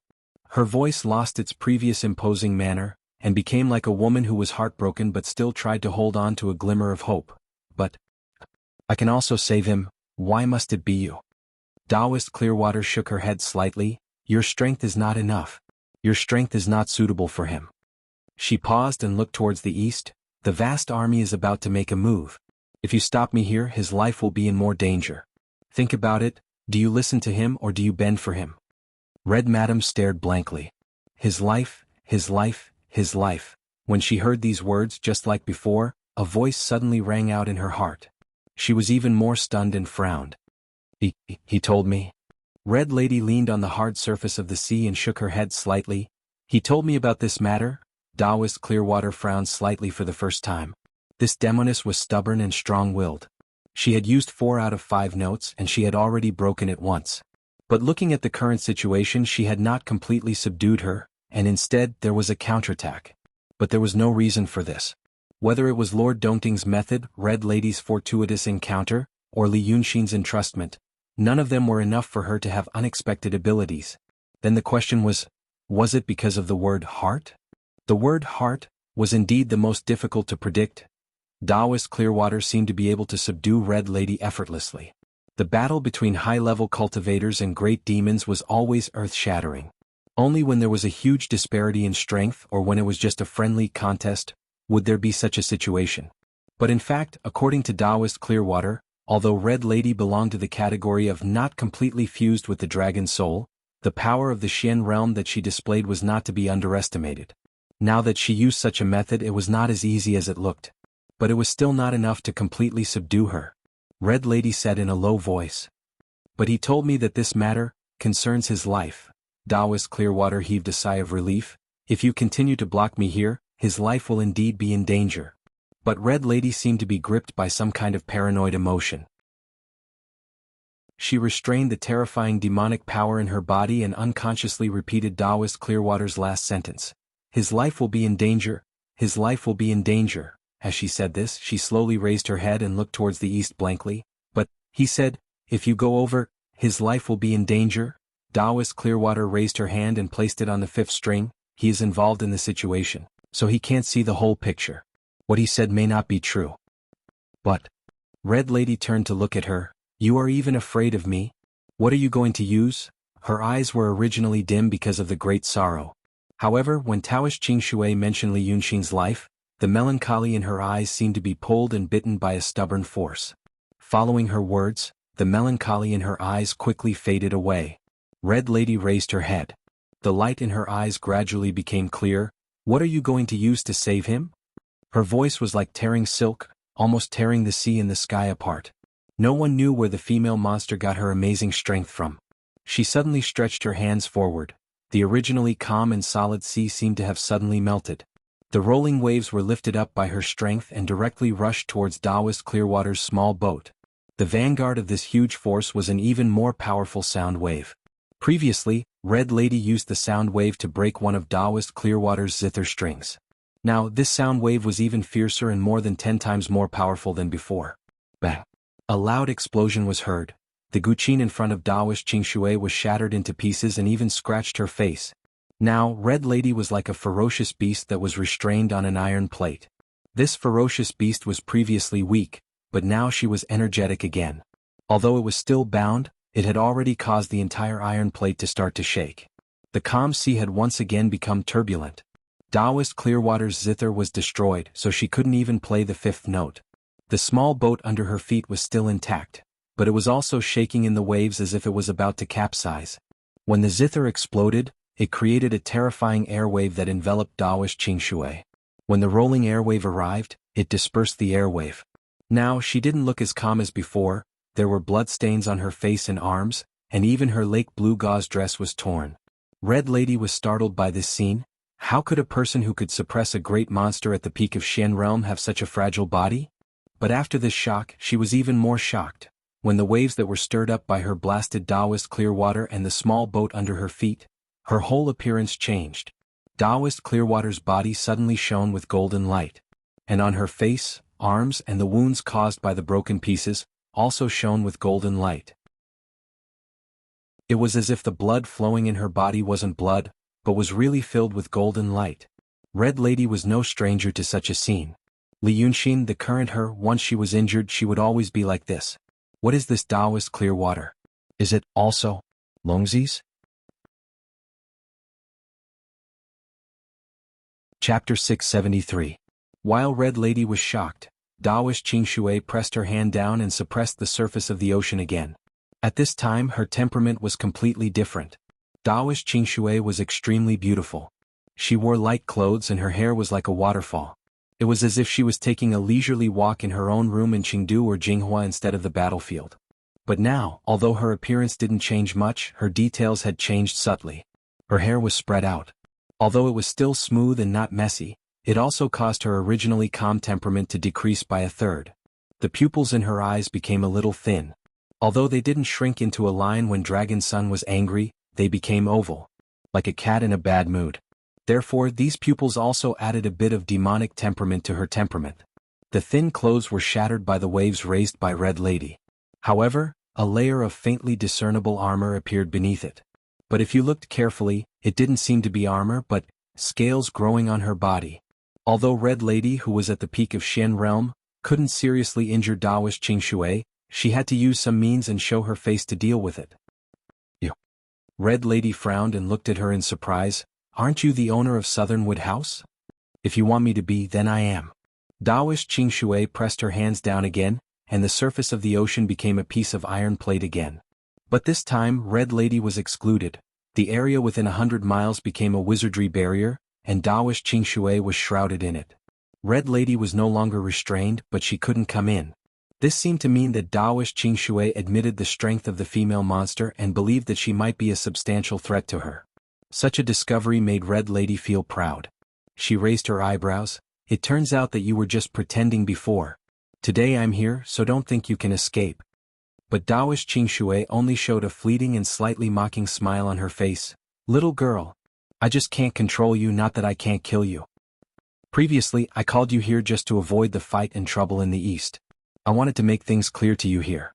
Alas, it seems now that you are strong-willed. That is both a good and a bad thing. How to deal with you is a headache. Her words sounded like she was trying to be brave, but it was not entirely a bluff. Hong Yangzi had set up an inescapable net here, but this Taoist Qingshui stopped at the shore of the East Sea. If he took another step forward, he would step into her net and be noticed by her. However, releasing a message to ask her to come over was indeed what she meant in her words. However, the demoness sneered, I'll show you my power first. Previously, she was trapped by Taoist Qingshui's zither music. She had the strength but could not use it. It could be said that she was extremely aggrieved. Now that he was free, his temper flared up. When a peak profound realm demon made a move, the weather would change and heaven and earth would topple. But what Taoist Qingshui said was true. Red Lady attacked with all her strength for a quarter of an hour, but this time, not even a ripple appeared on the sea under Taoist Qingshui's feet. It seemed to be because previously, Taoist Qingshui had used some kind of method to separate Red Lady from this world and wrap her up. But now that he couldn't control her, he simply wrapped himself up. This method was naturally easy to use on herself, and the power was more than 100 times stronger. She calmly watched Red Madam tossing and turning for a while before saying in a low voice, Li Chunfeng, should I kill your son's helper? Red Lady saw that her attack was not effective, so she gave up. But hearing Taoist Qingshui's words, she immediately frowned. What? Who are you talking to? But Taoist Qingshui ignored her at the moment. Red Lady was about to scold again, but she saw a person rushing from the east and shouting in a low voice, Master, please don't kill her. She took a closer look. It was a middle-aged scholar with a very wretched appearance. Who else could it be but Huang Guanzi in the tent of King of East Sea? But Red Lady didn't know his identity. She only thought that he was an assistant called by Taoist Qingshui, so she used her demon power to blow him down. Unexpectedly, this person was also very powerful. Although it was just a casual blow from a female monster who was at the peak of Shen realm, the power was not to be underestimated. But he actually withstood it. After withstanding the blow, he flashed into Taoist Qingshui's inhibition spell. Red Lady was taken aback for a moment before she cursed, hiding the head and showing the tail, hiding the head and showing the tail. Come out. Unfortunately, these two people also ignored her. Huang Guanzi flew to Taoist Qingshui's side, looked at her deeply and then frowned, Master, she actually hurt you. After saying this, he kneeled on the surface of the ocean and bowed deeply, I can't redeem myself even if I die 10,000 times. Taoist Qingshui waved her hand, Li Chunfeng, this has nothing to do with you. She is your son's friend, not yours. She frowned slightly, you look too ugly like this. Change back. Huang Guanzi was stunned and said subconsciously, this skin is not made, but he quickly changed his words and smiled, yes. I'm disturbing your sight and hearing. After saying this, he stretched out his hand to scratch his own face. Cultivators and demons all had ways to disguise themselves. The demon was originally not a human, so when it transformed into a human, it was actually similar to a person being born from the mother's womb. Whatever the intention was, the appearance would also be the same. For example, when the mud water was not completely dry, it could still be repaired and slightly adjusted. But once the incarnation was completed, the appearance would be fixed. Therefore, if one wanted to transform into another appearance, he would have to use some camouflage. But this method also had a high and low level. The most common trick was used by some traveling Taoist priests and low-level demons. It was to bewitch a person's mind. The appearance of the Taoist priests and demons was still the original appearance, but in the eyes of the bewitched person, it was not the case. When Li Yunxin saw Shanji and the other demons for the first time in the Qiao family's mansion, they used this kind of trick. The more sophisticated trick was to use illusion on oneself. There were a lot of such tricks and there were more than 100 of them. But since it was an illusion, it naturally couldn't be real. It had to be maintained by demon power and spiritual power. Therefore it was easy for the aura to leak and it was easy for others to see through it. Even the most sophisticated of these tricks couldn't escape this limitation. Therefore, if one wanted to hide from the eyes of a great demon like Lord Donghai, they had to use more powerful tricks. The art of painting was one of them, using the condensation of spiritual power and the realm of turning illusions into reality to paint a skin bag. If the trick was exquisite, it could ensure that the spiritual power of the skin bag was restrained and not leaked out. If it was worn on the body, even immortals wouldn't be able to see through it. Because since it was turning illusions into reality to a certain extent, the skin bag was no different from the real thing. The yellow guanzi skin bag that Li Chunfeng was using now was one of his proudest works. Usually it could be taken off without any damage, but it still needed to go through various methods. But now that Dawish Qingshui said it looked ugly, he directly tore off the face. Once the face was torn off, it was like the zipper in Li Yunxin's world with 2 slits from head to toe. The yellow guanzi quickly expanded, and with a soft sound, it turned into spiritual power and disappeared between heaven and earth. Li Chunfeng's face was revealed. Dawish Qingshui looked at it and smiled, "That's more like it." But the smile only appeared on his face for a moment, and he quickly shifted his gaze to Red Lady. "Li Chunfeng, now tell me, what should we do with this little demon? If her cultivation level was lower, I could have avoided her or subdued her. But now her cultivation level is very high, and her temper is also very strong." Dawish Qingshui turned to look at Red Lady. "I heard that she listened to Li Yunxin and wanted to stop me on the sea." Li Chunfeng slowly stood up and tilted his head, as if he didn't dare to look at Dawish Qingshui directly. Hearing her question, he quickly cupped his hands. "Master, please calm down." "But why did you come to Donghai? Did I do anything wrong?" "I came for Xie Xing," Dawish Qingshui interrupted him. "Xie Xing is in Li Yunxin's hands. Don't you know?" Li Chunfeng sighed and bowed again. "It's my fault after all. More than 10 years ago I couldn't find Xie Xing. It was my first mistake. A few days ago Li Yunxin just saw him, but he escaped again. That was the second time. Then I went back to Penglai and planned to wait for him to walk into the trap, but I was stopped by Li Yunxin again. That was the third time. Master's troubles were all caused by me. I can't atone for it even if I die 10,000 times." Dawish Qingshui softly said, and looked up at Red Lady who was far away. Since this demon couldn't break the inhibition and her words were ignored, she simply stopped making trouble. After all, Li Yunxin asked her to stop Xie Xing. At this time she had stopped him. "Don't blame yourself now. Just tell me what you plan to do." "For so many years," Dawish Qingshui said in a low voice, "almost all the things in my society are planned by you. After 1,000 years of experience, I can't look down on you anymore. I think you must have a plan for the things on Donghai. Li Yunxin, what are you going to do with him?" Li Chunfeng was stunned. "Master, didn't you say at the foot of Mount Yunshan that he was still useful? Maybe he could." "That was before." Dawish Qingshui blinked. At that time, Xie Xing wasn't in his hands. "He may be a variable, and a good one. If we get Xie Xing, we will have the capital to hold those elders hostage. In this case, Li Yunxin can be a way out. But now Xie Xing is in his hands. If he managed to find out anything else, Xie Xing would be useless." At that time, Li Chunfeng opened his mouth. "Yes." When Dawish Qingshui and Red Lady were fighting, he didn't talk much. But now he talked a lot when he saw Li Chunfeng, and even his expression became more vivid. "What is it?" Dawish Qingshui laughed. "Tell me." "I believe that Li Yunxin is a smart man.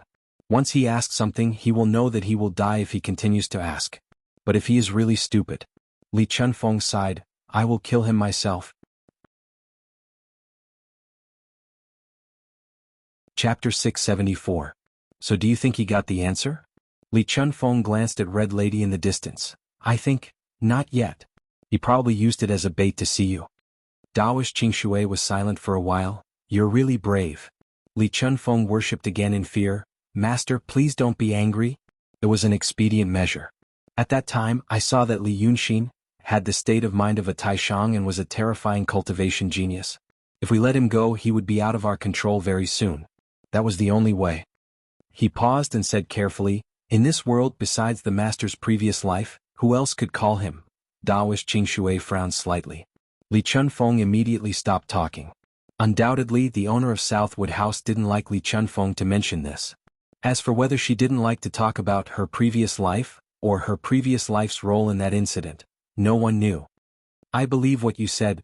Daoist Qingshui was silent for a while and said softly, I didn't come here to see Li Yunxin. I'm just worried about what you've been doing these days. Li Chunfeng, Sheng Guanyu is also in East Sea and Penglai. Li Chunfeng's expression didn't change. I won't affect the overall situation because of her. Li Yunxin and Sheng Guanyu are both love tribulations that I'll cut off sooner or later. That's what I'm worried about. Daoist Qingshui let out a sigh. When they were talking, Li Chunfeng was very respectful while Daoist Qingshui looked very calm. But even so, he could feel the pressure between the two of them based on the relationship between superiors and subordinates. But when Daoist Qingshui let out a sigh, the pressure disappeared. It was as if they were two friends chatting. We've known each other for 1,000 years, Daoist Qingshui said. As she spoke, she reached out and slowly rubbed her body. After rubbing a few times, a large piece of scale armor around her shrank back. This action made her look more human, and she indeed looked like an old friend. I know your family is a cultivation genius. You too. Like father, like mother, like son. Li Chunfeng remained silent, his expression unchanged. You cultivated the Tao to the true realm before changing to the painting Tao.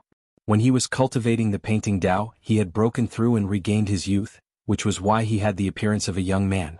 Many years passed just like that. Priest Qingshui looked at Li Chunfeng carefully. Before you met Sheng Guanyu, you cherished your body.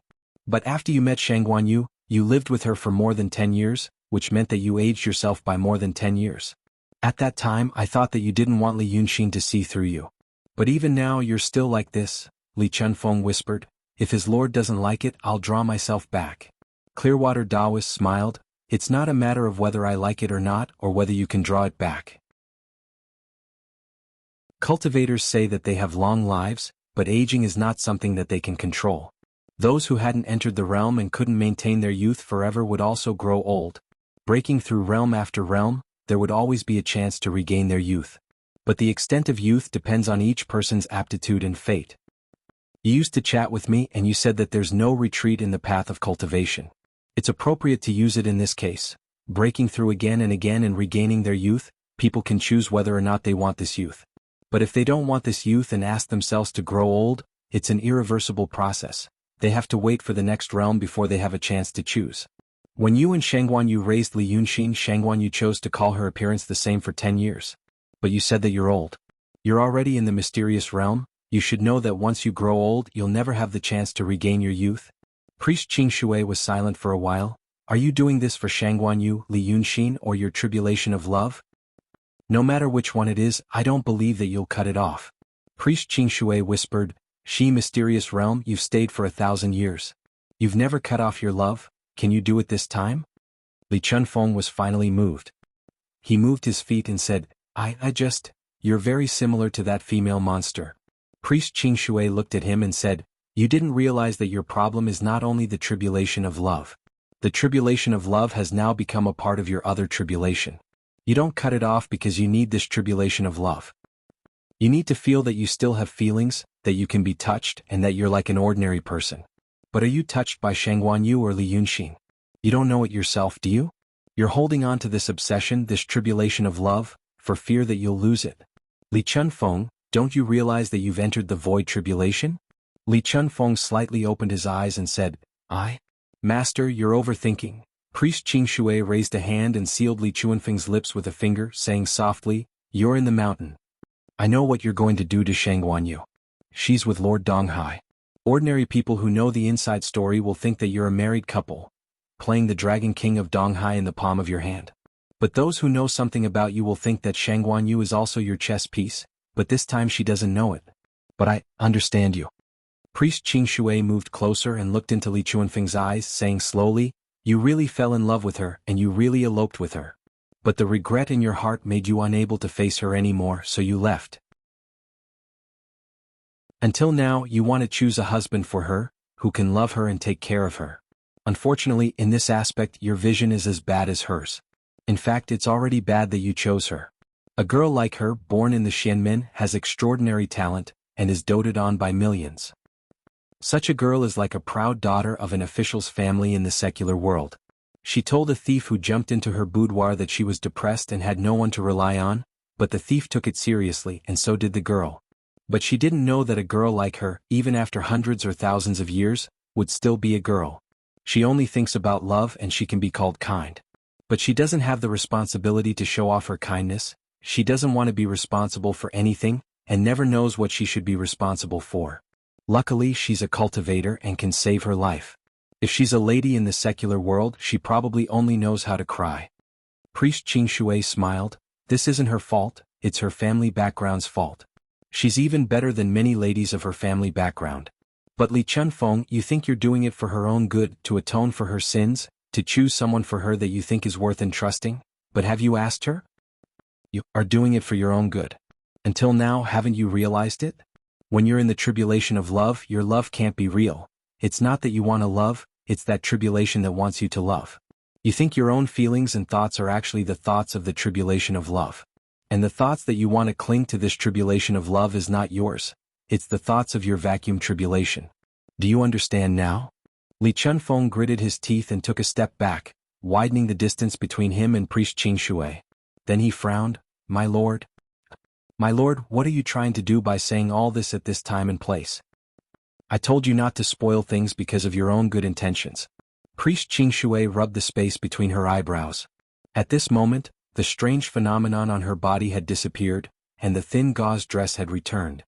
If you could have taken action against Li Yunxin earlier and gotten Xie Sheng, why would I come to the East Sea to help you? Xie Sheng is in Li Yunxin's hands now. It's troublesome for you and me to get something out of his hands. So now that there's someone to do it for you, I hope you can control yourself. Li Chunfeng said in a low voice, My lord, are you referring to the remaining Dragon King of the Eight Seas? Priest Qingshui didn't say anything and only looked at him. She seemed to be dissatisfied with his reaction. Li Chunfeng said again, My lord, are you saying, to get the Dragon King of the Eight Seas to attack Li Yunxin, and let him die in their hands? Priest Qingshui still didn't say anything. That's my original plan. But because my lord said that Li Yunxin is still useful, I decided to wait for him to get rid of the Dragon King before taking him down. Li Chunfeng frowned and said, My lord just said that if Li Yunxin didn't get what Xie Sheng knows, it was just now. Priest Qingshui finally spoke. Usually you wouldn't ask so many questions. You would say, well, this is called mutual destruction. Li Yunxin is useful. But after he used Xie Sheng to threaten us, he became a huge threat. We're exposed to him. He doesn't belong to Moon Anju nor the Freemasonry, but he knows too much. I've given him many chances in the past, but he's disappointed me. Now he's restless and wants to take the initiative. But I can tolerate all of that. But your reaction just now and your excuse for him made me realize how dangerous he really is. Li Chunfeng, Priest Qingshui said seriously, for the sake of our friendship of 1,000 years, I don't want you to kill him yourself. But from now on, Moon Anju won't give him any help. You don't interfere anymore and just stay by Donghai King's side. As for the rest, if he dies, you can collect his body. You can also cut off your relationship. If he doesn't die, I'll deal with it. But he... Li Chunfeng hesitated for a while. It's hard for him too, and that female demon. Priest Qingshui looked at Red Lady. The latter seemed to be trying to hear what they were talking about. But Priest Qingshui's restriction was unusual, so she couldn't get what she wanted. We've come this far. We've disintegrated the Freemasonry, Xianmen, and demons, and we're close to the Netherworld. She retracted her gaze, and the elders on Mount Yunshan have almost given up their power in the secular world. This means they might have to do that. If we're late, everyone will die. Chapter 675. Taoish Qingshui sighed. I know you've seen a lot of hypocrisy wrapped in the so-called justice and truth. But what we're doing now is indeed a great thing. No matter how dark the process is. She looked at him. After a while she said, Li Chunfeng, can I still trust you like before? The man heaved a deep sigh. I've never changed. Then I won't go. I'll wait for you in Baishui town. Taoish Qingshui said, I've mobilized the forces of the eastern countries. Once the Donghai incident is over and you're held back, I'll support you. She sighed again. The land isn't peaceful either. Hearing this, Li Chunfeng was slightly moved. It's that, Lu Gongzan? Taoish Qingshui said, but he just happened to be there. You've been in the Donghai these days, so you don't know what's happening on the land. It's a mess. It seemed that because of Li Chuanfeng's promise to her, her expression softened again. So when they talked, it was like a casual conversation between friends. You should know these things. I'll send the news to you later, but I'll tell you first. You'll be prepared at sea. Taoish Qingshui thought for a while. After you know Yunshan, some people from the Shenmen are still alive. Some of them live in seclusion. Others go to the secular world and say they want to start a new sect. But the Freemasonry also occupy many caves and blessed lands. Both of them say they're the orthodox. When they fight, they can't care about anything else. Then Emperor Li says he wants to build a ghost kingdom. The one in the Qing kingdom also becomes a ghost emperor and wants to build a ghost kingdom. The two are fighting again, and now it's affecting several countries in the west. Li Chunfeng frowned. The cultivation of the one in the Qing kingdom isn't high, but Emperor Li is at the peak of the Xian realm. How? Because Emperor Li is also hurt. Taoish Qingshui looked to the east. Your son did a good thing. Guqin heard him. Now Emperor Li is fighting with the one in the Qing kingdom and Guqin. The one in the Qing kingdom. Li Chunfeng thought for a while. Is he the one we should help? Taoish Qingshui shook her head. I once told him to live well. But he had become a ghost. A good for nothing. Then the fate of the Qing kingdom had come to an end. The era of great competition was coming. He wanted to call him the overlord of the Midland. But since they wanted to fight with Emperor Li, then let them fight. We can look in the direction of the state of Yu. I heard that Ing Juren is a promising talent. Since Li Yunxin has spent so much effort on him, and he has our people by his side, then his efforts will not be in vain. It's just that we hoped for the world to be in chaos, but we didn't expect it to be this chaotic. Daoish Qingshui looked at Li Chunfeng. When a few ghost emperors fight, the repercussions are everywhere. Some of the demons were emboldened, and they gradually began to occupy the city and claim themselves as kings, eating from the city. However, this scene is also within our expectations. He had originally thought that since the remaining members of the Celestial Sect of Wonders and the Freemasons that had been left behind, they would definitely not sit idly by and do nothing. In the end, guess what? That Lu Gongzan went to find trouble with the Celestial Sect of Wonders. He said that he wanted to avenge Shi Kuizi. Only these people were left in the Celestial Sect of Wonders, and now they can be considered to be on the same side. He poked a hornet's nest. First he was defeated and injured. After recuperating, he learned from Li Yunxin's style and went to guerrilla warfare. What he got was hatred's body. How could the Celestial Sect of Wonders stop him? There were heavy casualties and they had no time to care about those demons. That's why this mess happened. Daoish Qingshui paused here. Lu Gongzan has become a bad variable. I originally wanted to get rid of him.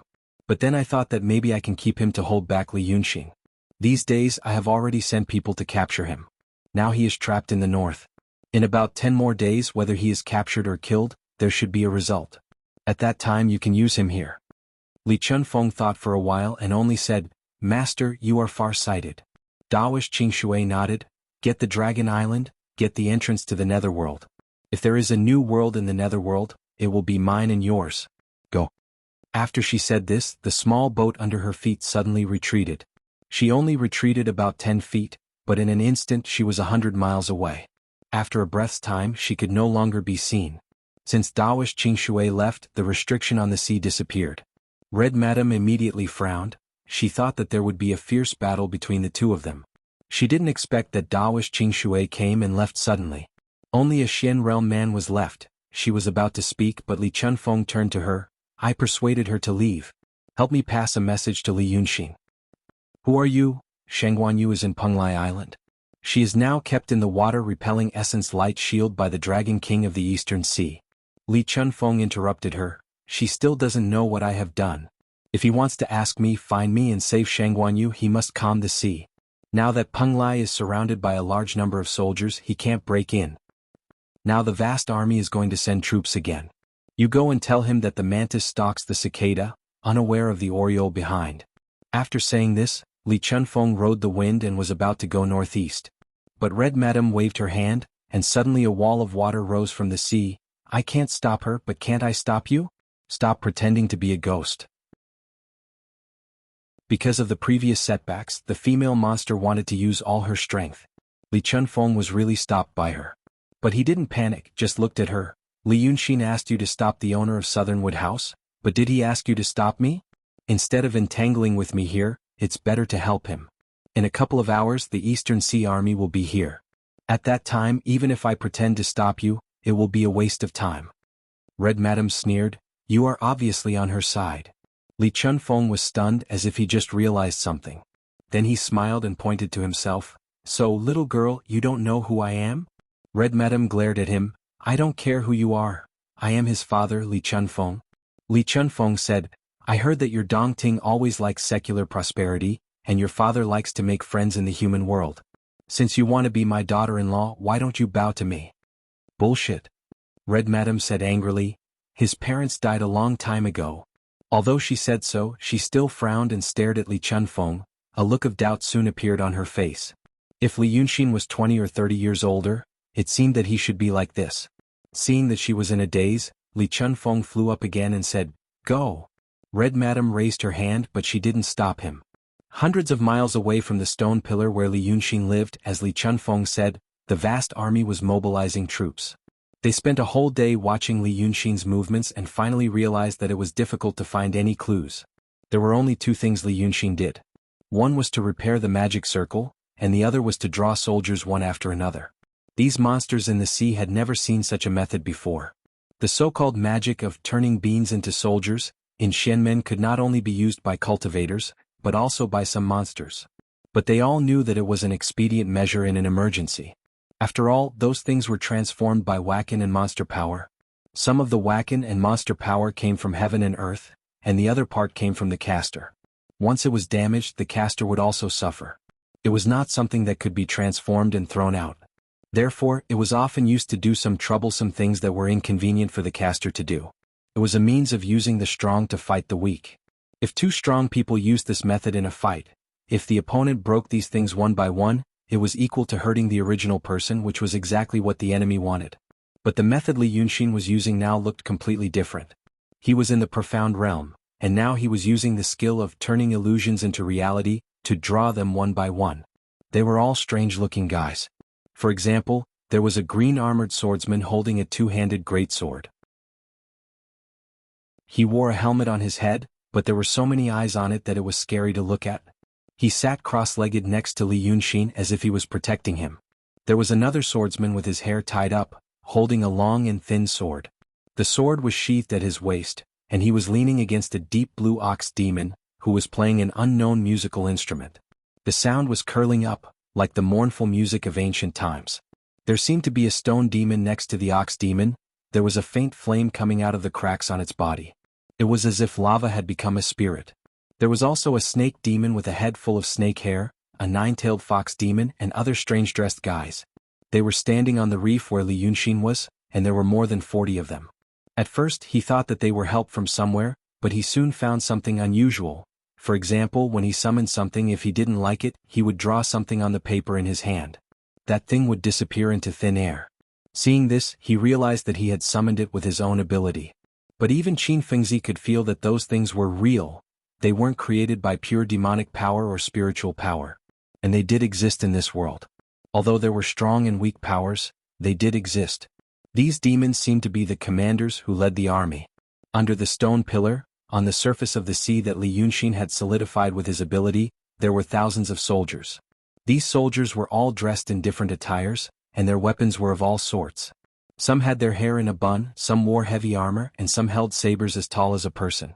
Lord Haohan used his ability to eavesdrop, and he could even hear the soldiers talking among themselves, saying things like, "Great Qin Star destroying crossbow, Great Song electromagnetic cannon, Great Tang battleship cutting saber," etc. The names were shocking, and they indeed shocked him. What was Li Yunxin trying to do? He hurriedly asked Qin Fengzi. But Qin Fengzi also frowned. These soldiers, although their words were evil, just by looking at their armor they were just ordinary soldiers. Could they withstand the attack of the vast army of demon soldiers?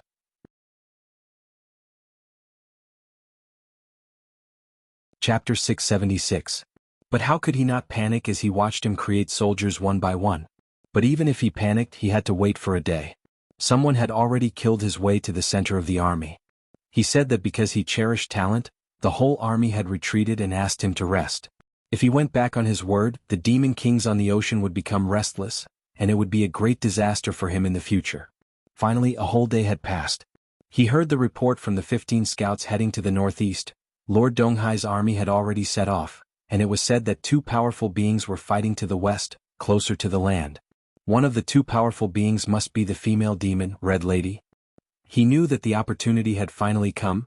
He should take this opportunity to charge with the whole army and end the battle as soon as possible. He couldn't give Li Yunxin any time to prepare. So Lord Haohan, who had been sitting on the throne for a whole day, slowly stood up. His face was gloomy and there was a bit of pity on it. He took 3 steps forward and said in a deep voice, "All troops, move forward." The soldiers under his command didn't feel sorry for him.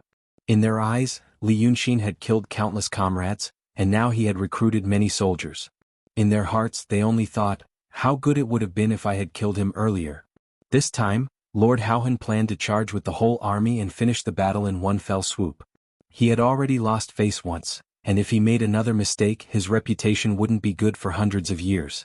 But as the saying goes, good things are strewn with setbacks. When the army reached the front of Li Yunxin's army and was about to carefully spread out the formation, scouts came to report that 3 more troops were coming from the direction of Penglai. They were North Sea Dragon King, Chu Liao Dragon King, and Chichuan Dragon King. Lord Haohan was stunned and ordered the troops to stop and wait for orders. But the demon generals under him had already started cursing. The purpose of the 3 troops was clear. At first, no one was willing to take the lead because they didn't know the actual strength of Li Yunxin. Now Lord Haohan's army had found out some of his strength. He was very strong, amazingly strong. But it wasn't enough to deal with the well-organized army that was swarming forward. That was why he sent his troops over. Perhaps they were shouting, "We heard that Lord Vast Expanse's troops didn't go well, so we specially came to help." But in their hearts they were definitely thinking of quickly sharing some of the credit, or rather, not letting Lord Vast Expanse even have the chance to save his face. Lord Vast Expanse's expression was very ugly, but he did not show his anger in front of his generals. They could only wait for about 4 hours before the 3 armies arrived. The 3 Dragon King and his subordinates were invited to the center of the vast army. The throne of the carriage became spacious and became like a balcony. The 4 of them seemed to be led by Lord Boundless, but in reality, they were discussing matters together. When the Dragon King of North Sea was in the palace on Penglai Island, he saw an old white-haired old man. But now that he was leading an army and had changed into his military uniform, he looked like an old general who had been on the battlefield for a long time. After sitting down with Chu Liao Dragon King and Chichuan Dragon King, he first cupped his hands and laughed. We came uninvited. Lord Vast Expanse will be angry. He will be angry." As he spoke he looked at the other 2. Originally, when Lord Vast Expanse sent his troops, of course it would be successful.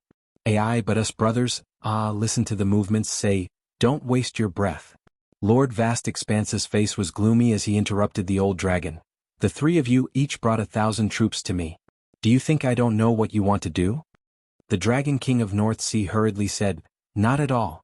We came in a hurry, our troops are still on the way, we are no closer to the Eastern Sea than Lord Vast Expanse."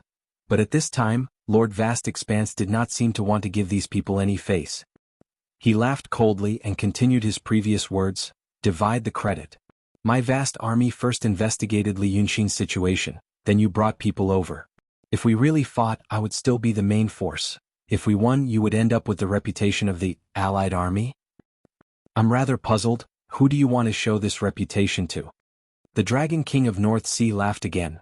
"Lord Vast Expanse's words are incorrect."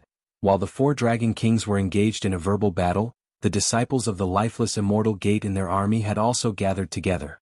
Different from the vast army, the cultivators of the lifeless immortal gate in the remaining 7 navies had a very high status. In front of Lord Vast Expanse, Qin Fengzi was like someone being ordered around, but in the army the cultivators and necromancers of the remaining 7 navies were more like staff officers or military counselors. The commander of the necromancers in each army was the staff officer of the Dragon King or a high-ranking general, while the other necromancers under him were the staff officers of the next rank. Now that they were gathered together, although the atmosphere was much more harmonious than between the 4 Dragon Kings, it was still very subtle. Because of the sects, cultivators gathered with other cultivators, and necromancers gathered with other necromancers. Qin Fengzi and the commanders of the necromancers of the other 3 armies were all outside the vast army, and they had set up formations around them, so that the conversation between the 4 of them wouldn't be heard by others in the army. The three of them looked at Qin Fengzi setting up the formation with a strange expression. After he finished setting up the formation, one of them said, Don't you think this is a good idea? When Qin Fengzi was setting up the formation, the sentries near the army were watching. There were also other soldiers who saw it, pointing and whispering from afar. He was doing this in front of these demon soldiers and demon generals, so it was obvious that he was being cautious. It was fine if he was facing outsiders, but facing people in the same army he was being too distant and distant. But Qin Fengzi didn't mind and smiled. There's nothing bad about it. My place is no better than yours. The Dragon King of the vast expanse has always disliked us people from the Immortal Gate. It's fine that I can help him set up the formation. Those cultivators from the same sect are practically used by him as ordinary soldiers. Once they make a mistake, the punishment is even heavier. It can't be compared to your celestial days. The three necromancers exchanged glances and one of them sighed. Elder Ancestor said that you are the most talented. In the end, you were sent here by such a crude person. It's a waste of your talent. Qin Fengzi smiled again, but I have more freedom. For example, I don't need to worry about the surface when doing these things. I know that they are guarding against me and they also know that I am guarding against them. We can be considered to understand each other. Let's talk about these things later. Why are the three of you here? Is it because of the soul-seizing formation? The necromancer who spoke earlier replied, yes. A day ago, Qin Fengzi tried to communicate with Li Yunxin before the battle, and sold half of Lord Vast Expanse's secrets. He told them what kind of formation the three armies were using, and about the soul-seizing formation under the sea. Actually, this so-called soul-seizing formation wasn't really a secret. The 9 armies of the Dragon King in the sea all had this formation. With the necromancers of the lifeless immortal sect setting up the formation, guiding and practicing, it finally became something like a standard. In the words of Li Yunxin's world, it should be classified as a strategic weapon and tool in the army. The mortal armies on land couldn't help but suffer casualties in battle. The dead soldiers not only reduced the fighting power of the army, they would also become a burden. Collecting and burying the corpses required manpower. And because the demon armies on the sea were all demons in human form, the souls of their dead were also a very valuable asset. The soul-seizing formation in the army was a formation that used this asset to collect the muddle-headed remnant souls into the formation, and then refine them into demonic energy.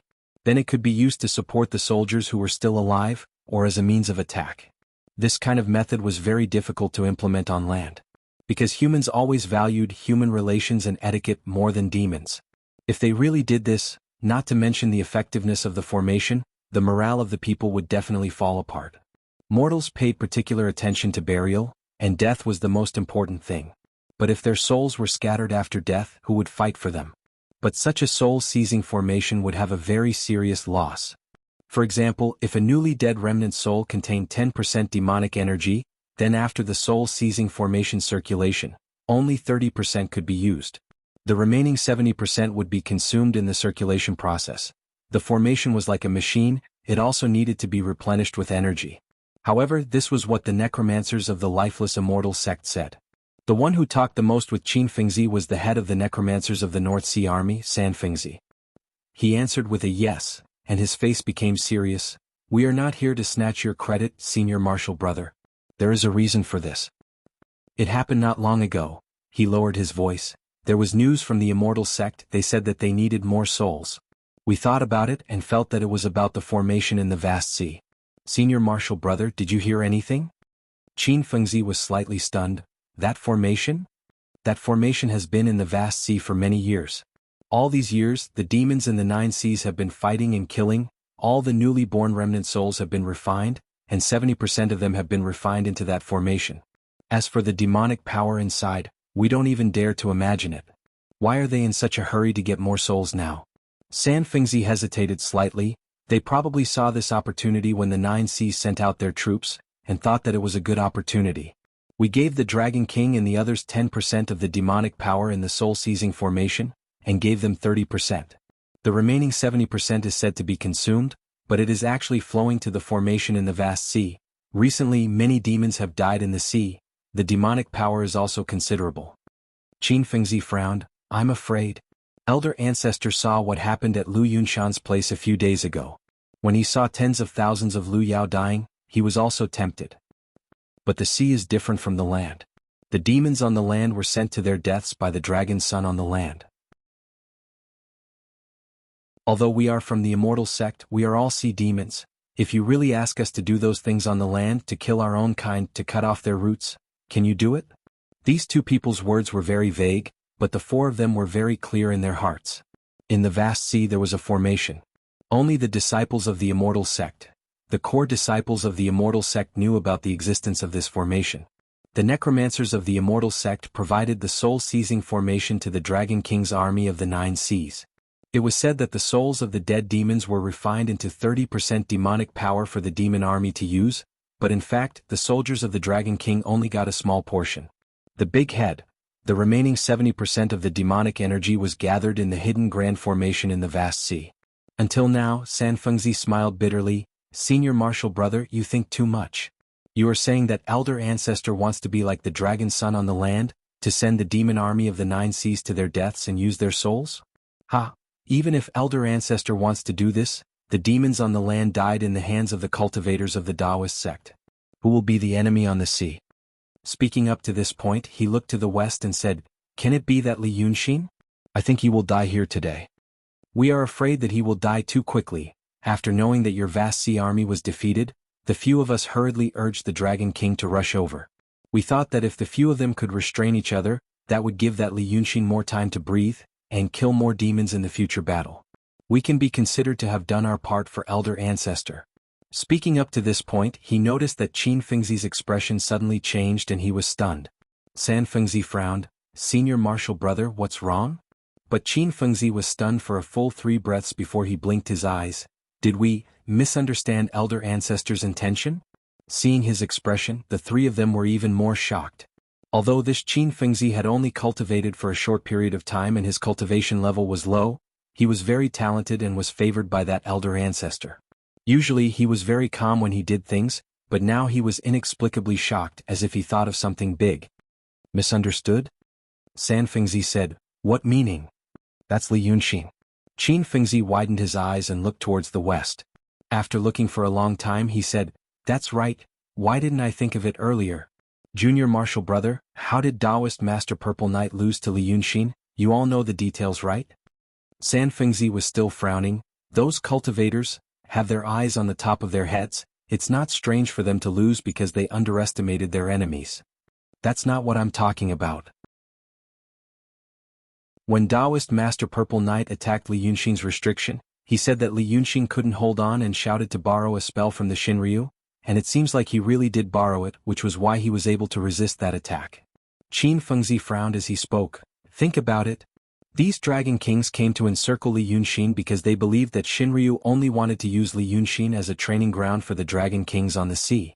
If that's the case, why would Shinryu lend him a technique, and why would he dare to lend it to him? I'm afraid that the Dragon King's worries are true. Li Yunxin really received a promise from the Shinryu? Yes. Qin Fengzi said. Think about it. Although our old ancestor and the Shinryu did not have any contact. But we all know that there must be some kind of agreement in order for us to live in peace. When that Taoist Master Zai went to attack Li Yunxin, I heard that his words were also very polite. He is one of the people who understands the old ancestor's intentions the most. The Celestial Gate also said that they wanted Li Yunxin's treasures and scriptures. But if they really wanted it, the Celestial Gate has countless experts. Wouldn't it be more convenient for them to do things than these Dragon Kings who obstruct each other? Once all the experts come out, Li Yunxin would have died dozens of times already. How could he still be alive today? San Fengzi and the other 2 necromancers were stunned at first, then they frowned. You mean? I'm afraid that what we should do isn't to kill Li Yunxin. Qin Fengzi stared at the west, his expression changed dramatically. We should help him secretly. That was close. We almost guessed the old ancestor's intentions wrongly.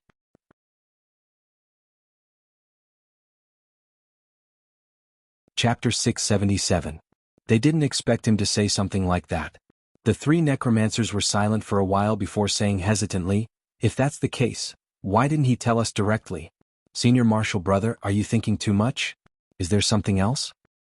"In my opinion, he's just afraid that there will be too many people talking." Qin Fengzi looked at the 3 of them. Only people like the Purple Knight Enlightened might be able to get the news. As for us, we can only guess. Or maybe he thinks that we aren't capable enough. Even if we do things casually, we won't be able to affect the overall situation. San Fengzi wasn't convinced by his words. Can't we? Senior Marshal Brother, the four of us managed to convince the Dragon King of the Four Seas to attack Li Yunxin immediately. Isn't that enough to change the overall situation? Qin Fengzi smiled. Junior Marshal Brother, why didn't the Dragon King make a move a day ago, and why didn't the rest of the Dragon Kings attack together? Was it really because of our persuasion? They aren't stupid. Even you, me, and the four of us, if we were in the position of the four Dragon Kings, we wouldn't be able to do anything. Seeing how this Li Yunxin arrogantly went to the surface of the ocean to challenge the Dragon Kings, and how he has connections with all the factions, and how he always does unexpected things, do we really dare to not think about anything and just charge forward like that? San Fengzi opened his mouth as if he wasn't convinced. But he wasn't a willful person after all. After a while he said unwillingly, Senior Marshal Brother's words make sense. Li Yunxin isn't stupid and he doesn't look like he wants to die. Now that he plans to challenge the Nine Seas army by himself, it's indeed suspicious. We aren't afraid of him, but what else he has behind his back? The Dragon Kings are worried about this, that's why they are hesitating. He isn't someone we can persuade. But Senior Marshal Brother? He frowned and spread his hands. Then what should we do? The current situation is like mud, and it's hard to raise one's spirits. Qin Fengzi shook his head and sighed. That's why I said that although our words carry some weight in the army. But in the grand scheme of things, I'm afraid it's nothing. At this point he suddenly paused as if he was lost in thought. After pausing for 2 or 3 breaths, he turned to look at the 3 people in front of him, a complicated expression on his face. We have guessed half right, he said solemnly. The seal of the ancestors. The 3 necromancers widened their eyes, and their words were filled with surprise and envy. Seal books. The so-called book printing was a sacred art of the lifeless immortal sect. Those with high cultivation bases could directly imprint the information into someone's divine sense. Although it could only transmit a few short sentences, it was fast. Although the 3 of them were the leaders of the necromancers in the Dragon King's army, they could count the number of times they had seen the ancestor in person. Now that they knew that Qin Fengzi had obtained news of that person, they knew that their senior martial brother had a lot of weight in their ancestor's heart. After receiving the ancestor's decree, you should take a bath and burn incense. But this is an emergency. Qin Fengzi glanced at the vast army and said, we shouldn't attract too much attention. Junior brothers, please listen carefully. Our ancestor said, the vast sea god-seizing array will be opened in the month. Do everything possible to stabilize the 9 Seas Navy in the East Sea. No mistakes. As he spoke, the 4 of them looked solemn and their bodies were extremely straight. After saying this they relaxed a little. After a moment of silence, Qin Fengzi said in a low voice, the world is going to change. The other 3 did not speak, and their expressions were extremely complicated. At this moment they realized that Qin Fengzi had guessed half right. The existence of Li Yunxin was useful to their ancestor. But this usefulness was not the result of their conspiracy, nor did it seem to be a deliberate cooperation. It was more like a coincidence that they had caught up to a certain point. The existence of a god-seizing array in the vast sea was known to the few necromancers. In fact, there were not many people in the 9 Seas who knew about this. There should be at least a dozen of them. They did not know when this god-seizing array was set up, but it must have existed for longer than the 9 Dragon Kings' existence. That array was so big that half of the vast sea was in it, which made it extremely difficult to be discovered. The god-seizing array used by the 9 Seas Navy was a child array of the god-seizing array. It continuously transferred 70% of the demon power of the dead demons in the sea. In Qin Fengzi's words, it had already accumulated an unknown amount of power. So his previous deduction was not wrong. That ancestor did not care much about the demon power of the demon army. What he cared more about was gathering the 9 Dragon King soldiers in the East Sea, so that their rear would be empty. As for what to do after that, it would depend on what the god-seizing array was. The 4 of them knew clearly what this meant. Right now they were like a small fish drifting in the waves. They just knew that they were about to capsize, but they did not know what was outside the waves. Besides being surprised, they also panicked. If things changed, what should they do in the 9 Seas Navy? Li Yunxin's arrival should be a coincidence. It should be like this, right? Therefore, the old ancestor also wanted to use him as a part of his plan. Qin Fengzi thought of this and couldn't help but say, a strong person like him? The 3 necromancers beside him knew what he meant. Li Yunxin was the Dragon King of the continent, and he had the cultivation of Shi mystical realm. But speaking of strength, he might have already surpassed the advanced mystical realm. This person's strength was witnessed by many people in the ocean these days. But even such a strong person seemed to be the same as these small fish, swept into the big waves and didn't know it. This Li Yunxin really didn't know? Was it possible that, while they thought that he was just a part of the plan, he also thought the same? But this thought was too bold and rebellious. Qin Fengzi quickly suppressed this thought. Just as he was about to say something, he suddenly heard a low shout. This shout came from the west. It was undoubtedly Li Yunxin's voice. "I say," the voice sounded lazy and a little impatient, "are you going to fight or not?" When the necromancers heard this, the 4 dragon kings also heard it. Right now they were about 100 miles away from the stone pillar where Li Yunxin was hiding.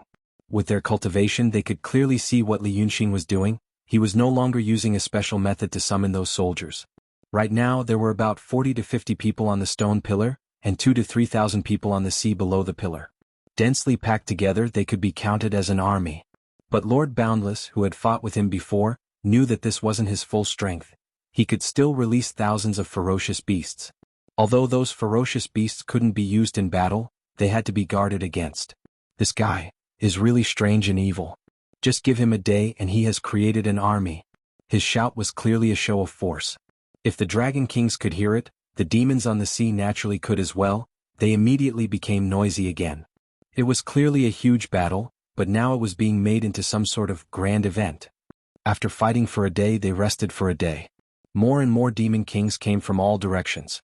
Now that they had been idle for a day, they were so bored that smoke was coming out of their heads. The newcomers could not wait to see the legendary feat of Li Yunxin charging into the enemy's formation alone again.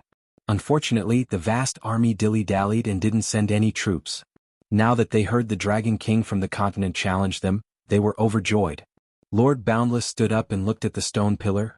Li Yunxin was sitting on the side of the stone pillar, his legs dangling down. He was holding a blue notebook and a pen in his hand. This kind of behavior was rare in this world, but it wasn't rare in his previous world. If he was wearing a white coat, he would look like an old-school researcher observing his experiment subjects and planning to take notes. But a day ago, his heart was like dead ashes and he only wanted to die. But now he had become so bored and impatient, it was very strange. But Lord Boundless had dealt with him a few times. He already knew that he couldn't use common sense to judge this guy. He used to hear that he was eccentric, but now he knew that he really lived up to his reputation. That North Sea Dragon King also frowned and squinted, staring at Li Yunxin for a while. "What does he mean?" Lord Boundless sneered. "What does he mean?" "He saw the 3 of you coming to disturb me, so he knew that I wouldn't send troops for a while. So he challenged me to lower my spirit and let those restless ones around me cause a bit of a ruckus. It's just a bluff." So he was just putting on an act when he came to my army, to think that I thought he was a real hero." Saying this, he waved his hand impatiently. "Just wait and see. The longer you and I are entangled here, the more he wants." North Sea Dragon King heard him say this and breathed a sigh of relief. He leaned back on the chair again, assuming the posture of an old man. "If that's the case, then what else is there to?" But he heard Li Yunxin shout again. Just like last time, he used his supernatural power so that everyone on the ocean could hear. "If you don't attack, I will." Lord Boundless snorted again and sat back on the throne. But then he stood up like a spring. He saw Li Yunxin wave his hand. The thousands of soldiers he had stationed on the surface of the ocean had actually swarmed over to kill him. The 4 Dragon Kings looked at each other. What the hell is he doing now? The 3,000 soldiers that Li Yunxin had placed at the forefront all looked like they were carved from the same mold. When he was drawing, he was lazy. He only carefully drew one, dipped the brush in ink and threw the rest into the air, as if Nuwa had created humans. This group of soldiers held big sabers, which shone under the sun as if each of them was holding a mirror. The officer next to Lord Boundless had never seen such a formation, but he was nervous, so he plucked up the courage to ask Li Yunxin who these people were, so that he would not be so nervous. Li Yunxin, who had sat on the rock for a whole night, no longer looked dejected like yesterday. He looked energetic and full of fighting spirit. Perhaps he had thought it through, or perhaps he had used some method to suppress some of his feelings somewhere in his heart. So he actually replied to him. He said a bunch of strange words half seriously and half jokingly, which the officer naturally did not understand. Perhaps in his previous world, not everyone could understand it. In fact, it was related to what happened in his previous life. After he decided to take revenge in his previous life, he wholeheartedly devoted himself to this matter, which could give him a sense of belonging in this world. With his character, of course, he had to think everything through. How to get close to that person, how to catch that person were not the details. The real details were to plan when and what kind of torture tools to use, which could make people feel the most intense pain and fear. After thinking of many ways, he finally decided to use knives. So he investigated and studied. First, he came into contact with a group of cold weapon enthusiasts, and then he came into contact with more weapon enthusiasts. With his character, he was too lazy to talk to those people, just like how people were too lazy to argue with cats and dogs. But for some strange reason, he also realized that arguing and quarreling with others could actually stir up some of his emotions and cause a strange ripple in his heart. So he slowly regarded it as an interesting change in his life. After a while, he found that some people who were no different from cats and dogs in his eyes actually knew more about some things than he did, which was also a wonderful thing for him. It was like finding a novel pattern on a huge piece of white paper which could kill a lot of time. It was also at that time that he realized that he had such a strong curiosity and desire for knowledge. It turned out that there were more interesting people in this world than he had expected. He thought that he was smarter than others, but in fact, there were some not-so-smart people who could make him sigh at their inferiority after being in the same place for a long time. Because of this, he got to know one or two people, but what happened to them after that was a different story. In short, he learned some things at that time. For example, some people praised the broadsword of the Tang dynasty, some felt that the crossbow of the Qin dynasty was powerful, and some said that the huge crossbow of the Song dynasty was comparable to the gunpowder weapons of the later generations. These kinds of views were pursued by many people, and of course there were also people who opposed them.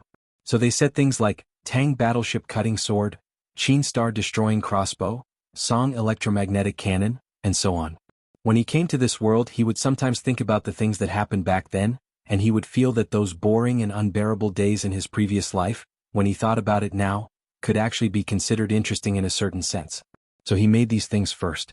But at this moment it wasn't just for fun, it was for serious, to do experiments. He felt that he was about to understand some things. If the evil king of the Pitfall Mountain and the 7 sons of the evil king were the projections of characters he knew in his original world and were drawn into this world, then what about other things? It was true that the cultivators and demons of this world possessed terrifying power. But in his original world, there were some terrifying powers that even the cultivators and demons couldn't imagine. With the cultivation of the art saint, why didn't he create those things? Since he didn't, was there some kind of restriction? He gradually figured out a set of rules in his mind. Now, it was time to see if this set of rules was correct.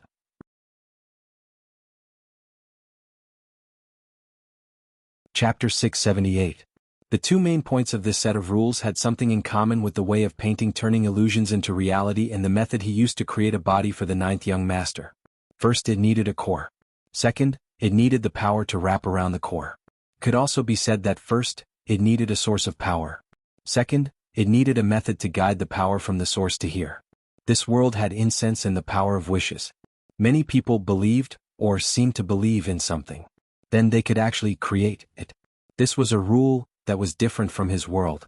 Li Yunxin believed that there was a theory that could explain this rule. In the end, it could even be summarized into the knowledge system of his world. However, the technology tree of this world seemed to have been skewed at the beginning because of the unique base environment.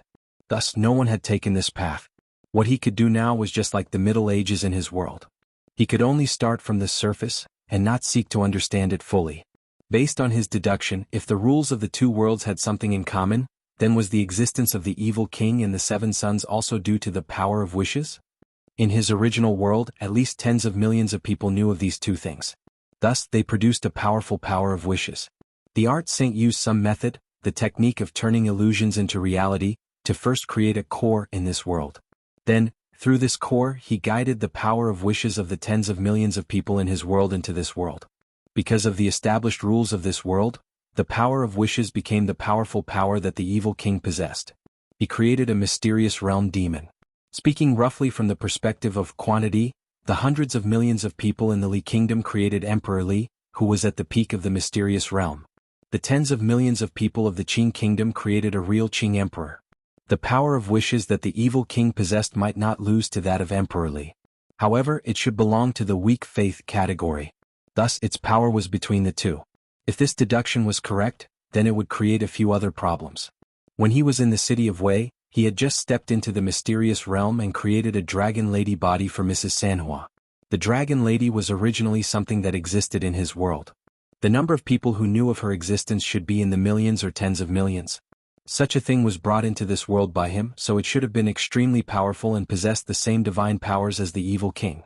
But the result was that she could only unleash the power of her physical body. There was no miraculous ability that exceeded common sense. Furthermore, he was foolish to begin with. He was merely a shell without a soul. Later on, he created the body of the ninth young master Ba Wei. And he succeeded. That body was extremely powerful and possessed divine abilities. This matter was indeed an experiment of his. The cores of the two experiments were created by him through the methods of the painting Tao. But the first wish power came from his world, and the second wish power came from this world. Li Yunxin felt that this factor should not affect the results of the experiment too much. With the example of the evil king and the 7 sons, it had already proved that the will of his world should be usable. Then the difference should be in the core.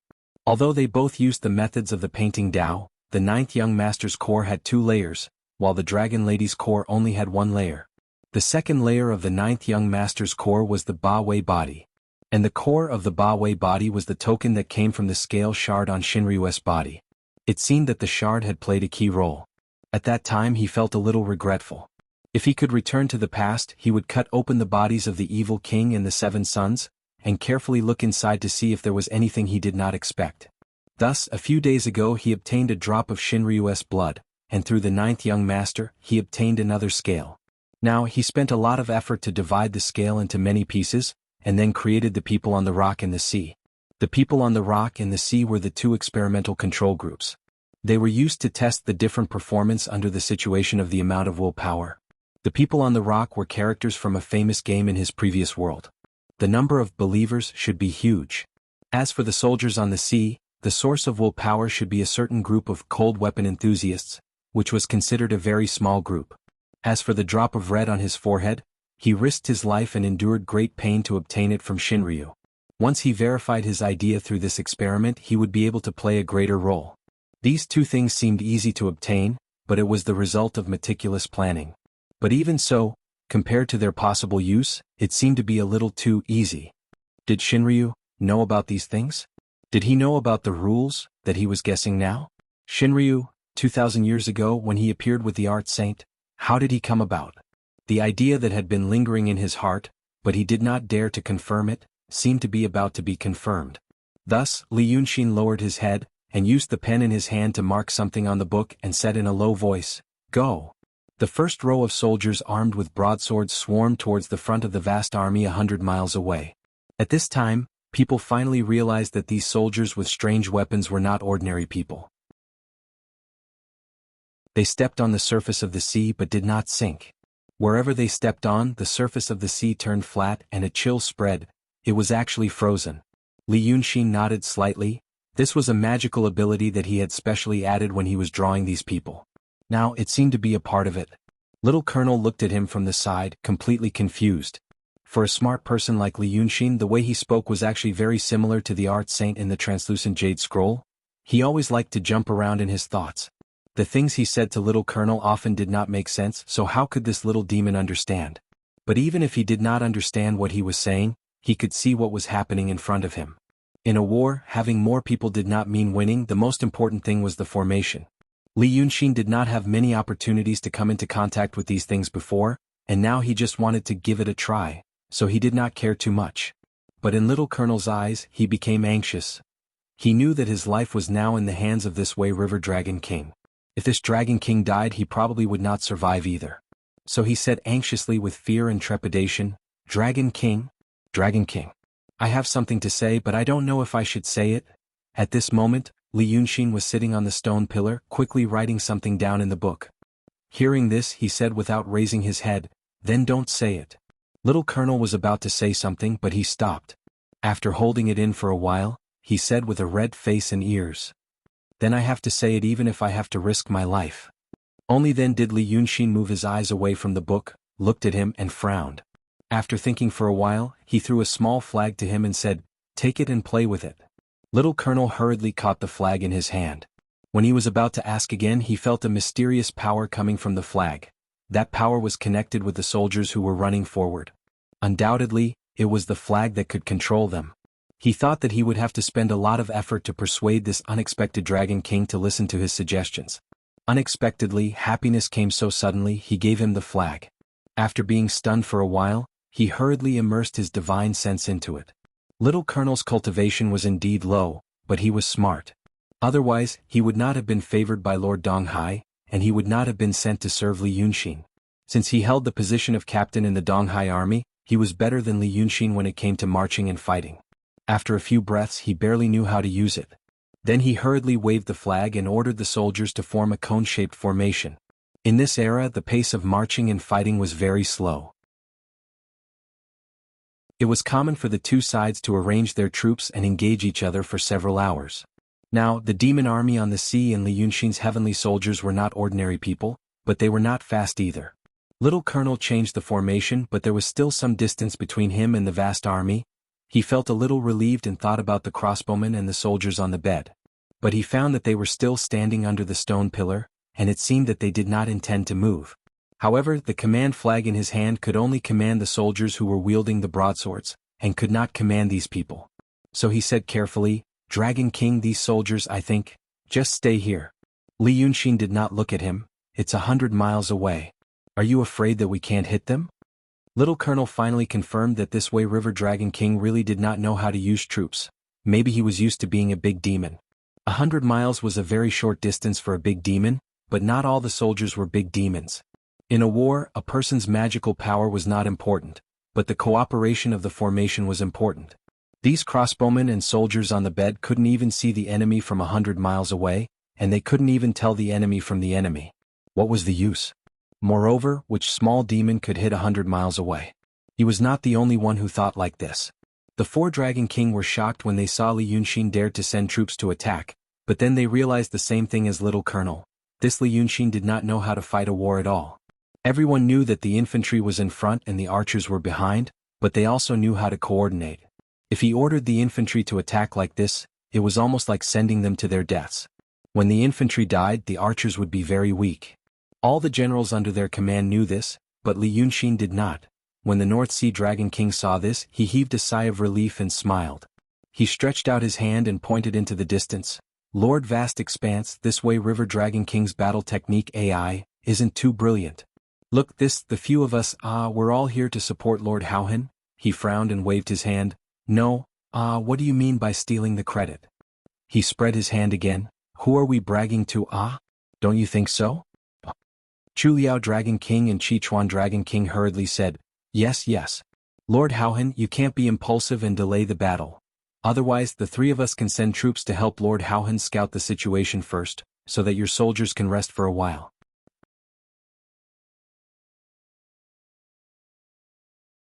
Chapter 679. The vast Dragon King looked at them with a straight face, not saying a word. Seeing that the two Dragon King coughed in embarrassment, he suddenly smiled coldly. "All right. You two go." The two Dragon King were stunned. Didn't you want to take advantage of the situation?"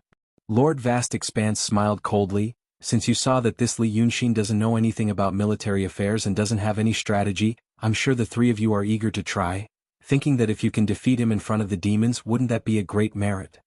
He took 2 steps forward, his gaze sliding across the 3 Dragon Kings' bodies, and said mockingly, "Of course you won't be able to report your merits. But you can earn some face in front of the demons and let everyone in the ocean know. The Vast Expanse army has always called itself the strongest in the ocean, but in front of Li Yunxin they lost with their faces covered in dirt. Now that he has sent out his troops and you've led your troops to help the Vast Expanse army, you've actually beaten back his menacing army? Isn't that a great honor and a great merit?" After saying this, Lord Vast Expanse turned around and walked back to his throne. The North Sea Dragon King hurriedly said, "Aya, how can you say that?" I didn't mean that."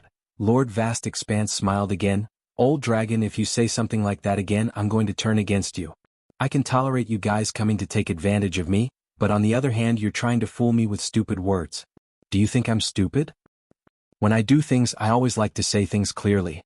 Unlike you cowards who say one thing and do another. Since you want to go? Then go, do you think I'm joking?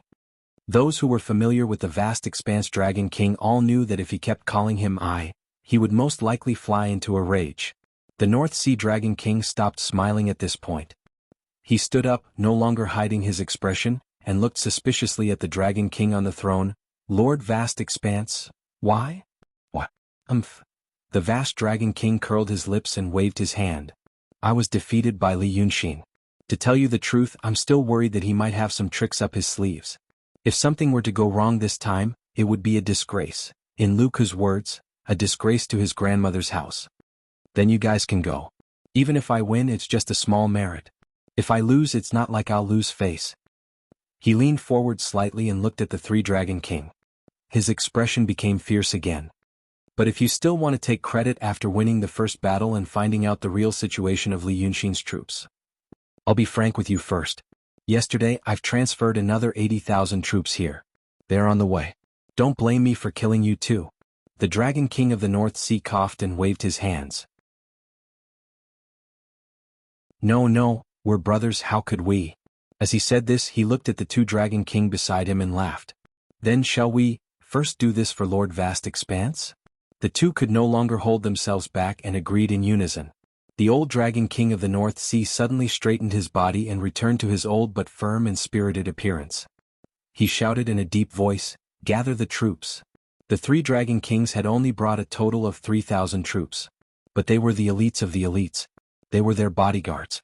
Most of them were at the peak of the Emptiness Realm, and some were at the Transcendent Realm. In terms of combat power, they might be stronger than the vanguard of the Vast Expanse army. Although the Emptiness Realm and the Transcendent Realm were not great demons, when they were organized into an army and armed with formations and weapons, their power could not be measured simply by their realms. After a few orders, the three Sea Beastkin armies in bright armor gathered together and formed a formation.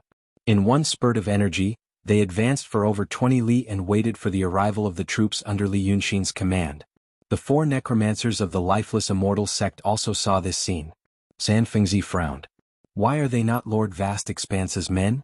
Qin Fengzi looked towards the center of the army and said, I'm afraid that my lord is afraid of Li Yunxin. He is worried that this is another one of his tricks, but the three lords of my junior martial brothers are full of confidence and have taken on this task. Saying this, he shook his head.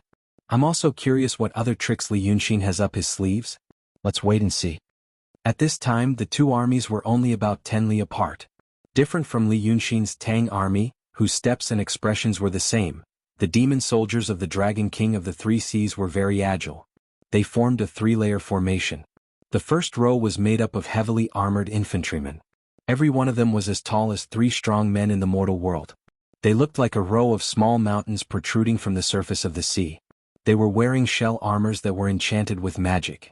They were lighter and sturdier than normal iron armors. Because they were the personal soldiers of the Dragon King, there were beautiful carvings on their armors that were plated with gold powder. And because the sea was rich in resources, the armors of the generals who led the army were decorated with resplendent gems that glittered under the sunlight. This row of heavily armored infantrymen was lined up in one place. They held huge shields and long swords in their hands. They looked like an impregnable great wall of the sea. Behind them was a row of long spear soldiers. These long spear soldiers weren't holding ordinary weapons. Instead, they were radiance formed from demon power. They were at least 30 zhang long and were held in their hands.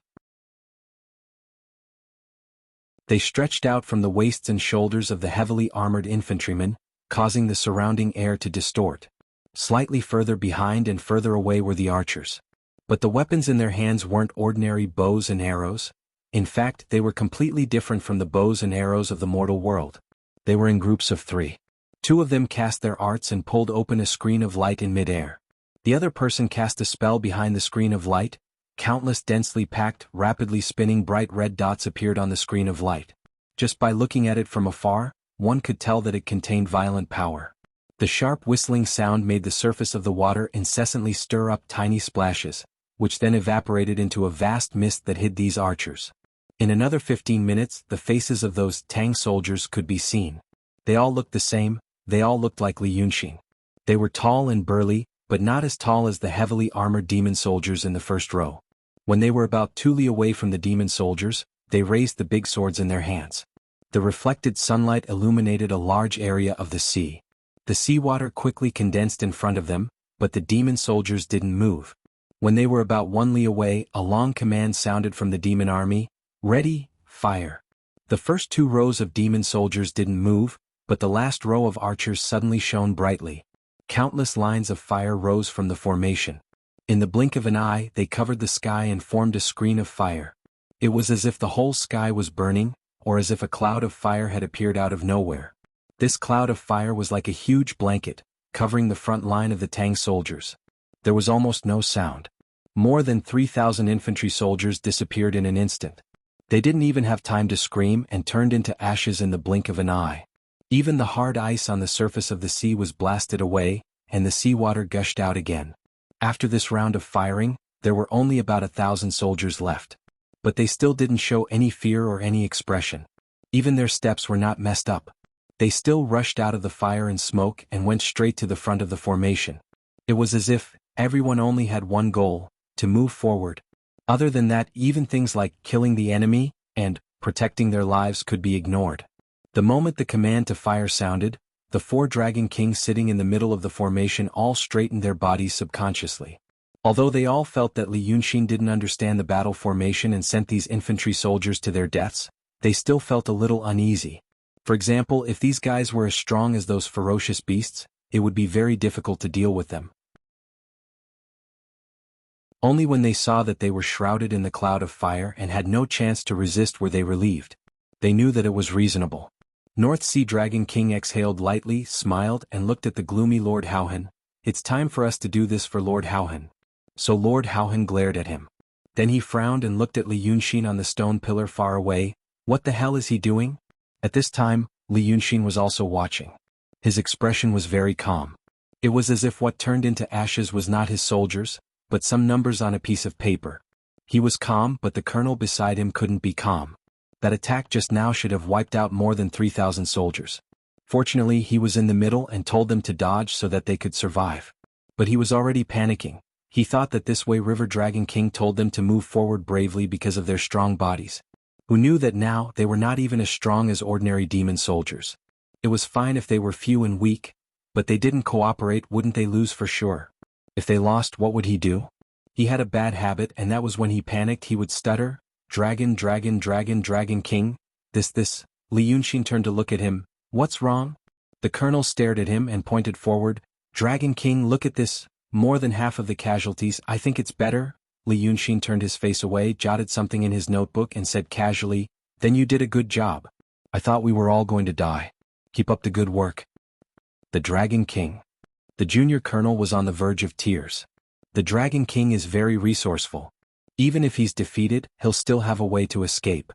But I have parents and I have... Stop acting like a spoiled child. Be quiet. Li Yunxin became impatient and shouted, "Did Donghai Emperor send you here to cry for me? Go to the front if you want to make a scene." The colonel quickly shut up and panicked again, did not know what to say. Li Yunxin lowered his head and jotted something in his notebook. In the span of a few words, the Tang soldiers had already rushed to the front of the demon army. At this time, Li Yunxin straightened up, and even slightly narrowed his eyes as if he finally became serious. But he still did nothing and just watched carefully, not letting go of any detail. The remaining Tang soldiers barely maintained a cone-shaped formation and bumped into them. Dozens of people in the front were immediately pierced by the light spears of the spearmen. But they did not die and continued to move forward bravely without any fear or pain. At this time, these soldiers showed some of the skills that Wei River Dragon King soldiers should have. The light spears of the demon soldiers were not only sharp, but also had other magical powers. If it was a battle between mortals, the first row of spears would retreat and stab again after piercing through the enemy. But the light spears did not need to retreat. Instead, they flickered and soon exploded the punctured wounds. The golden light flashed 3 or 4 times, and a burly Tang soldier was blown into pieces. But the Tang soldiers only broke through 1 point. After nearly 100 casualties, they finally met the enemy. They met the huge shields of the first row of demon soldiers. The square shields were linked together, flickering with light. It was obvious that they were also enchanted with magic. Although the sabers in the hands of the Tang soldiers were big, they were like daggers in front of the heavily armored soldiers. These soldiers, who finally rushed to the front after paying a huge price, immediately raised the sabers in their hands, and slashed at the enemy without any expression. But they did not cut through the shields first. The light flashed and it seemed that the magic inhibition was the first to bear the attack. After about 2 or 3 flashes, the magic inhibition was finally broken by the sabers. But they could only hear a continuous, dang-dang sound, as if someone was hitting a porcelain bottle with a wooden stick. Finally, all the Tang soldiers bumped into the first row of the demon army. But it was like a gentle and powerless stream bumping into a hard reef. It only took a quarter of an hour. The remaining Tang soldiers were completely annihilated outside the first row, and could not even cut through one side of the square shields. It was like a drama with a strong beginning and a weak ending. It started with a bang but ended in the blink of an eye. The surface of the sea was calm again, and the ice where the Tang soldiers passed quickly melted, and the water sparkled again. The 4 Dragon Kings called Zhongjuan were stunned for a while. Then the North Sea Dragon King coughed. This is really... He wanted to say it was just a farce or it was just SOSO. He wanted to say, did Lord Haohan really lose to this kind of person? But when he saw the Dragon King's gloomy face, he could only say, this is really an easy first merit. Lord Haohan, no matter what tricks he has up his sleeves, we have all taken them, maybe this, Lord Haohan doesn't even need to do anything, we can capture him. And then let you deal with him, Don't you think so? The Dragon King stared coldly at the 3 Dragon Kings for a while, and then took a deep breath. I advise you not to celebrate too early. This Li Yunxin is cunning, I'm afraid it was just a diversion, and he still has tricks up his sleeves. As he said this, he raised his hand and pointed into the distance. He still has those crossbow soldiers. Why don't they come forward? Can they shoot from 100 miles away? If they stay there, I'm afraid they will have other tricks later. But when he said this, he was stunned again. Far away in the sky, a dark cloud suddenly appeared. He was shocked and got up from his throne to take a closer look. That was indeed a cloud. But it was a cloud of arrows. Innumerable arrows were shot into the sky, whistling straight in their direction. When the Tang soldiers were all wiped out, the only one who looked worse than Lord Haohan was probably the lieutenant colonel next to Li Yunxin. Holding the useless flag, he stood there in a daze, but did not dare to act like a spoiled child again. All he saw was Li Yunxin writing something down in his blue notebook and mumbling something. He could not hear clearly and could only make out some vague words. For example, things like, indeed strengthened, but that shouldn't be the case, it should be the overall effect. These people are not good enough, there is indeed a critical value, and so on.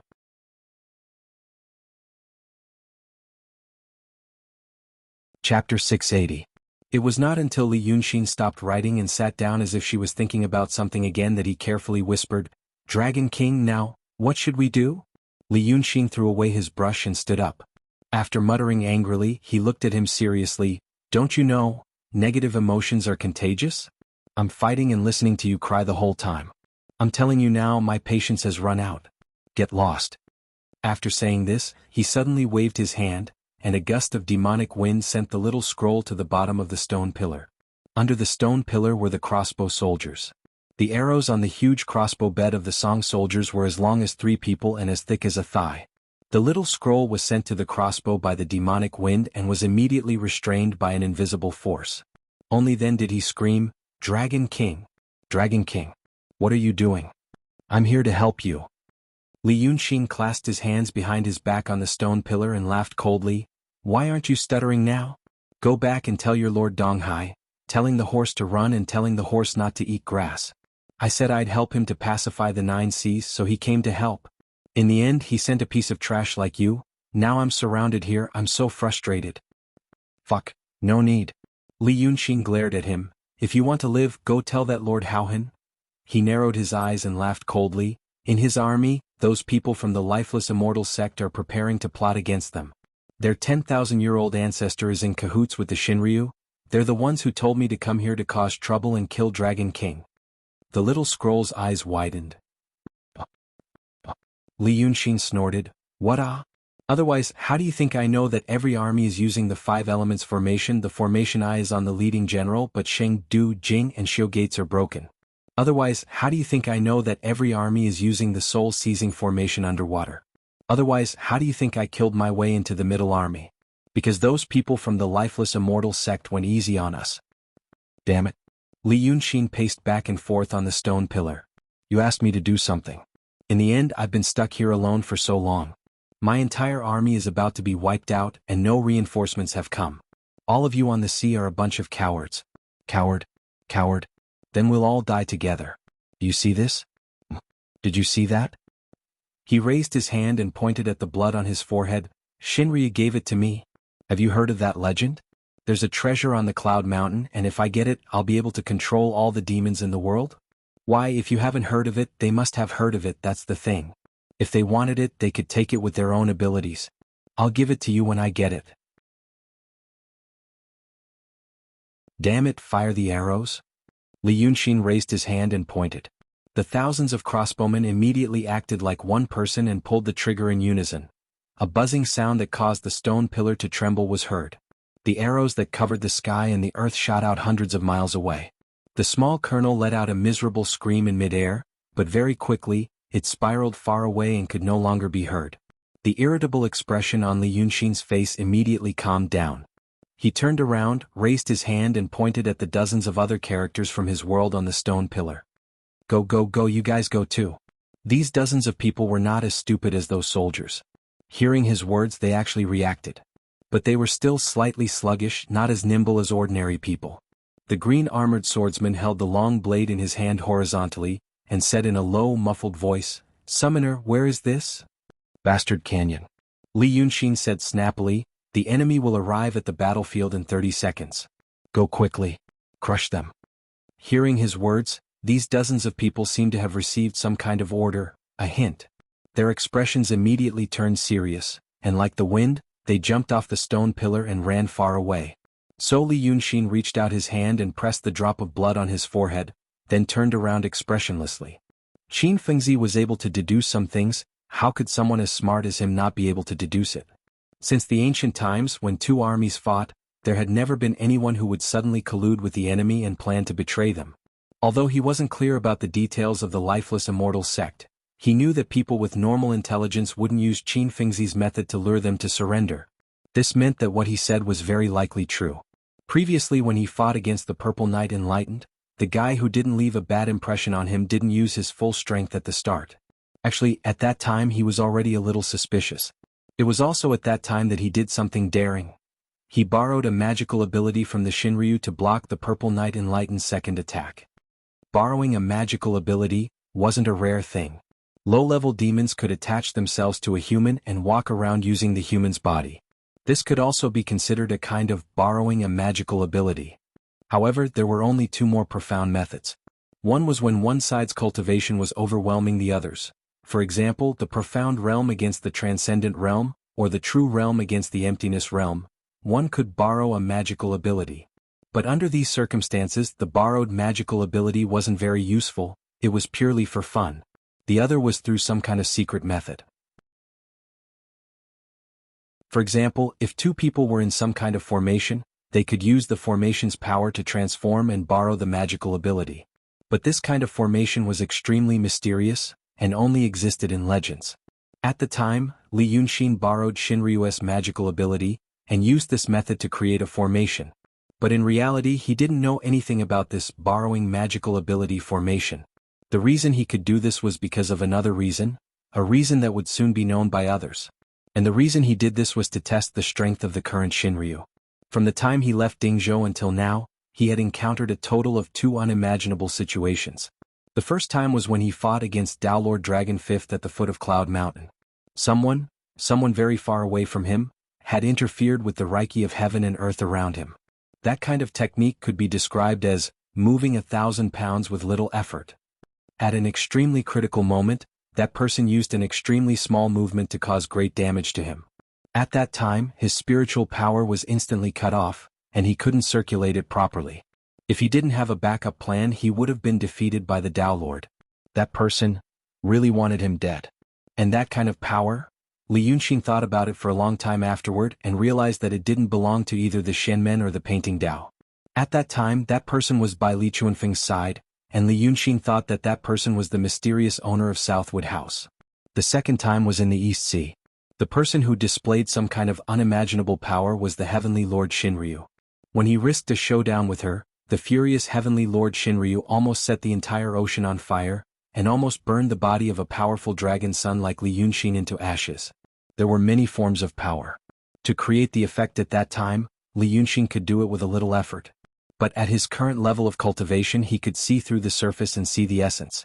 Therefore he realized that what Shinryu used was not any kind of power that belonged to the Shenmen or the painting Dao.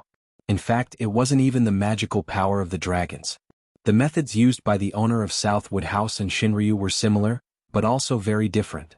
When the owner of Southwood House made her move, she seemed to like moving 1,000 pounds with little effort. She exerted force in the smallest areas, causing a huge impact. But when Shinryu made her move, whether it was the first time they met in Dongting or when she was angry in the ocean, the momentum was huge. Although the huge momentum and the fierce method were indeed in line with the identity of the Heavenly Lord Shinryu as the master of all monsters in the world. But from another point of view, it was a loss of dignity to make such a big move to deal with the inferior. The thought of life and death of the person in power could only be seen in a smile. Only an ordinary person would frown and want blood to splash 5 steps away.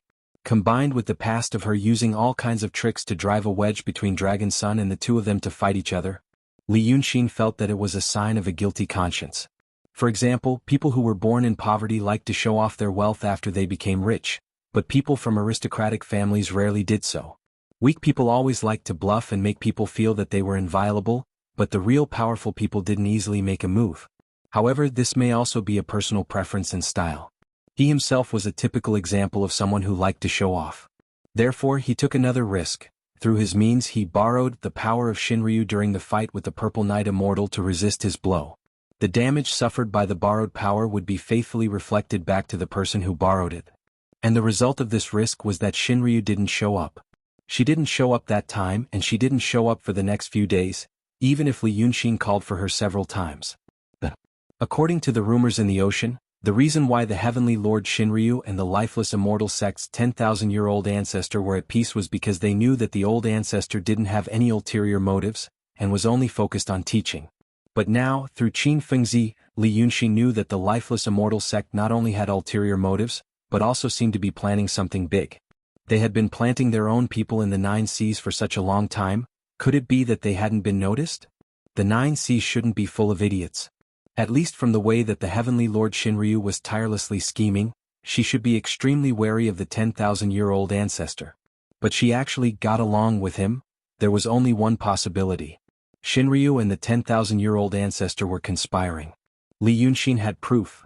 The 10,000-year-old ancestor had planted his own people in the 9 Seas army, and Shinryu also wanted to get rid of the Dragon King of the 9 Seas. There was no one in the world who was more like-minded than this. Knowing this, the situation in the ocean became more interesting. Li Yunxin didn't doubt that he was also a part of the plan that Shinryu and the 10,000-year-old ancestor had discussed. Or maybe just a part that was added at the last minute. But since it was last minute, there would always be variables. If he didn't stir up the situation now, how could he be worthy of this last minute? Motherfucker, even a cat or dog dares to make use of me. Li Yunxin's face was expressionless, but he was cursing in his heart. Then I'll trick you to death.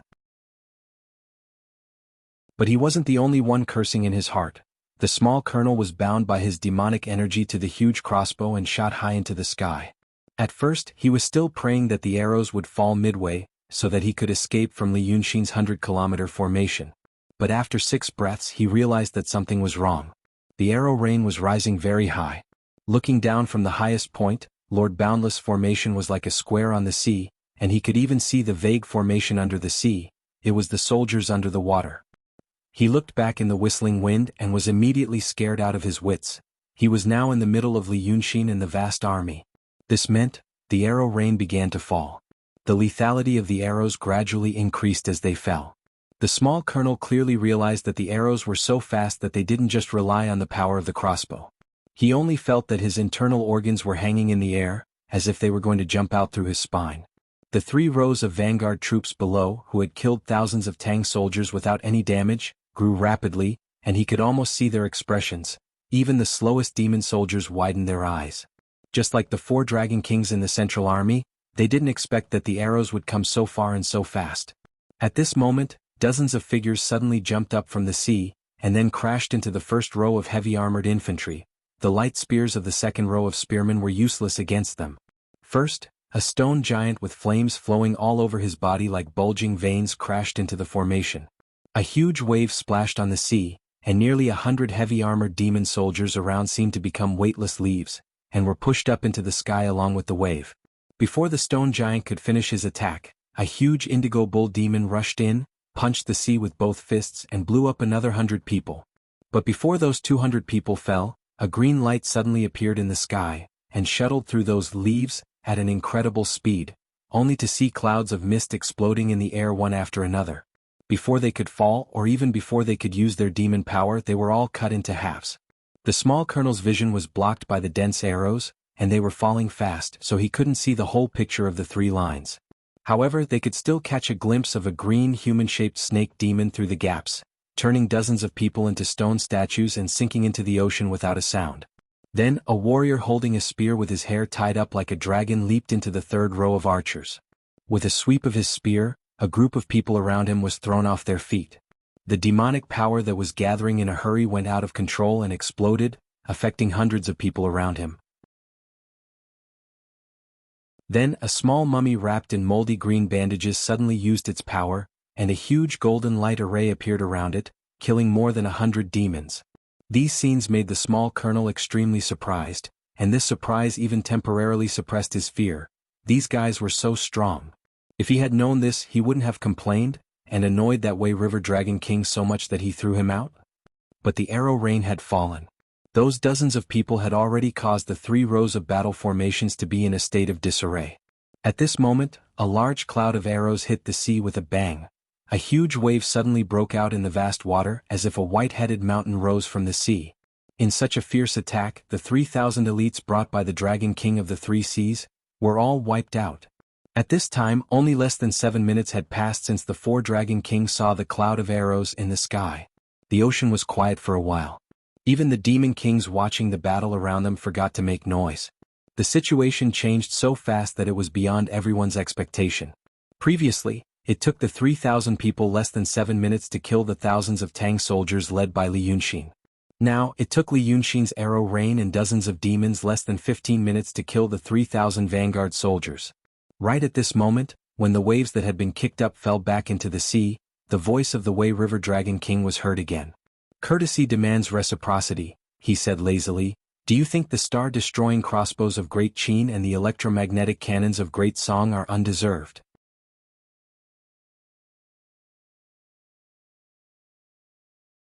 Chapter 681. At this time, there was only the colonel left in the sea, which was originally filled with 3 rows of soldiers. The illusion spell that Li Yunxin cast on him had disappeared, revealing his original appearance. He stood on the water in a daze at a loss of what to do. He had planned to use the chaos after the battle and the dozens of demons as a cover to escape. But when it fell, the giant arrow that was attached to it hit a square shield. It shattered the square shield and made him dizzy. It took him a long time to come back to his senses. When he regained his consciousness and showed his face in a hurry, he found that he was in the middle of 2 armies. How could he dare to escape now? He was less than a mile away from the row of demon soldiers at the front of the vast army, and he was clearly seen by countless pairs of eyes. Although he was an inconspicuous colonel, many people recognized him because he was favored by Lord Donghai. Not to mention the fact that he came with the arrow rain. If he moved recklessly, he would be killed immediately.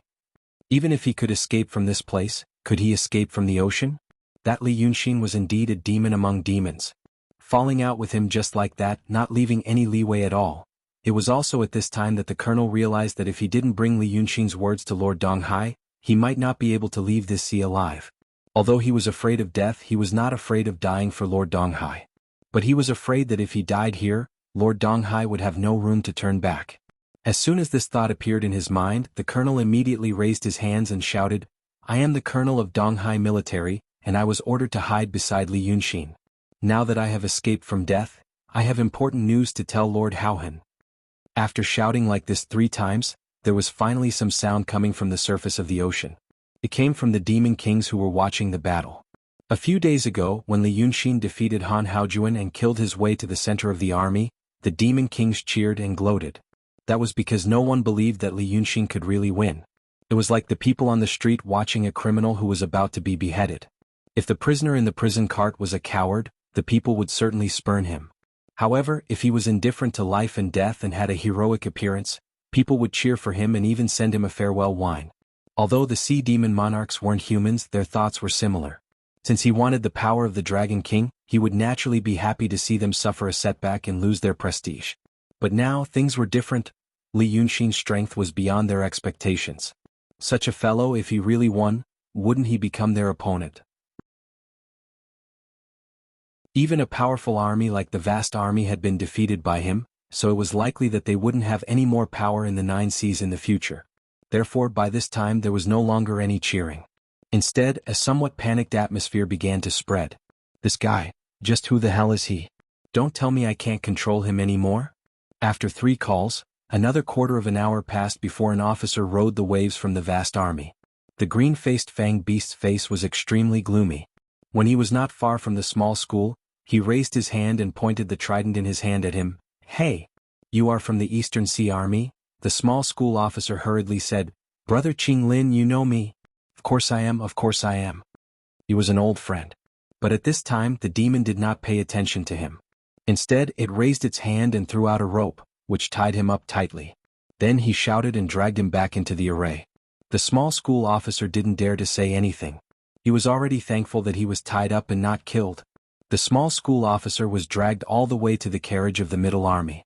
The moment he saw the 4 dragon kings, whose faces had turned even gloomier, he knelt down with a thud and kept kowtowing.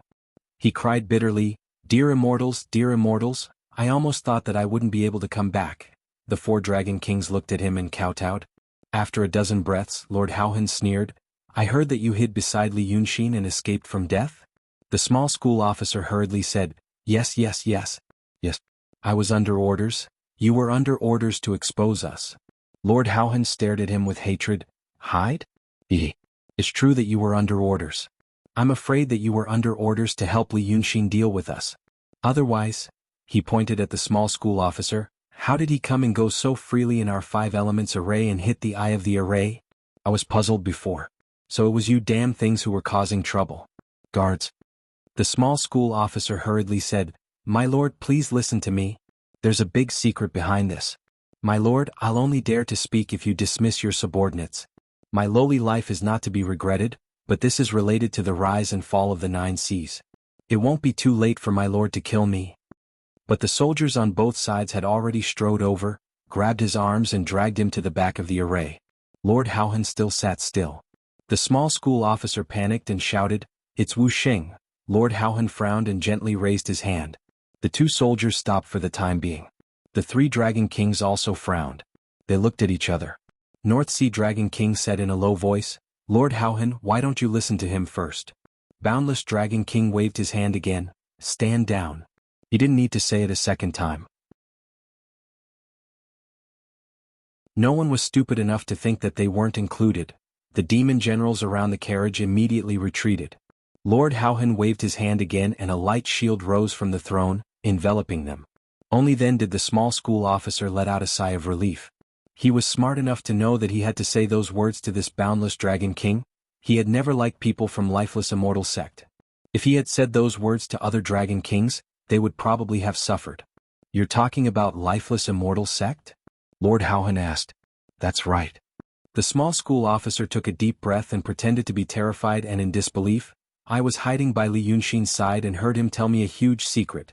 The people from lifeless immortal sect in Lord Haohan's army, they were the ones who wanted to change sides at the front line, and they were the ones who revealed the details of Lord Haohan's army to Li Yunxin." The 4 dragon kings looked at each other. Lord Haohan looked at him again. "If it was you who made up these shocking words to survive, this isn't the only shocking thing." Seeing Boundless Dragon King's expression, the small school officer became more courageous. "This is just the tip of the iceberg.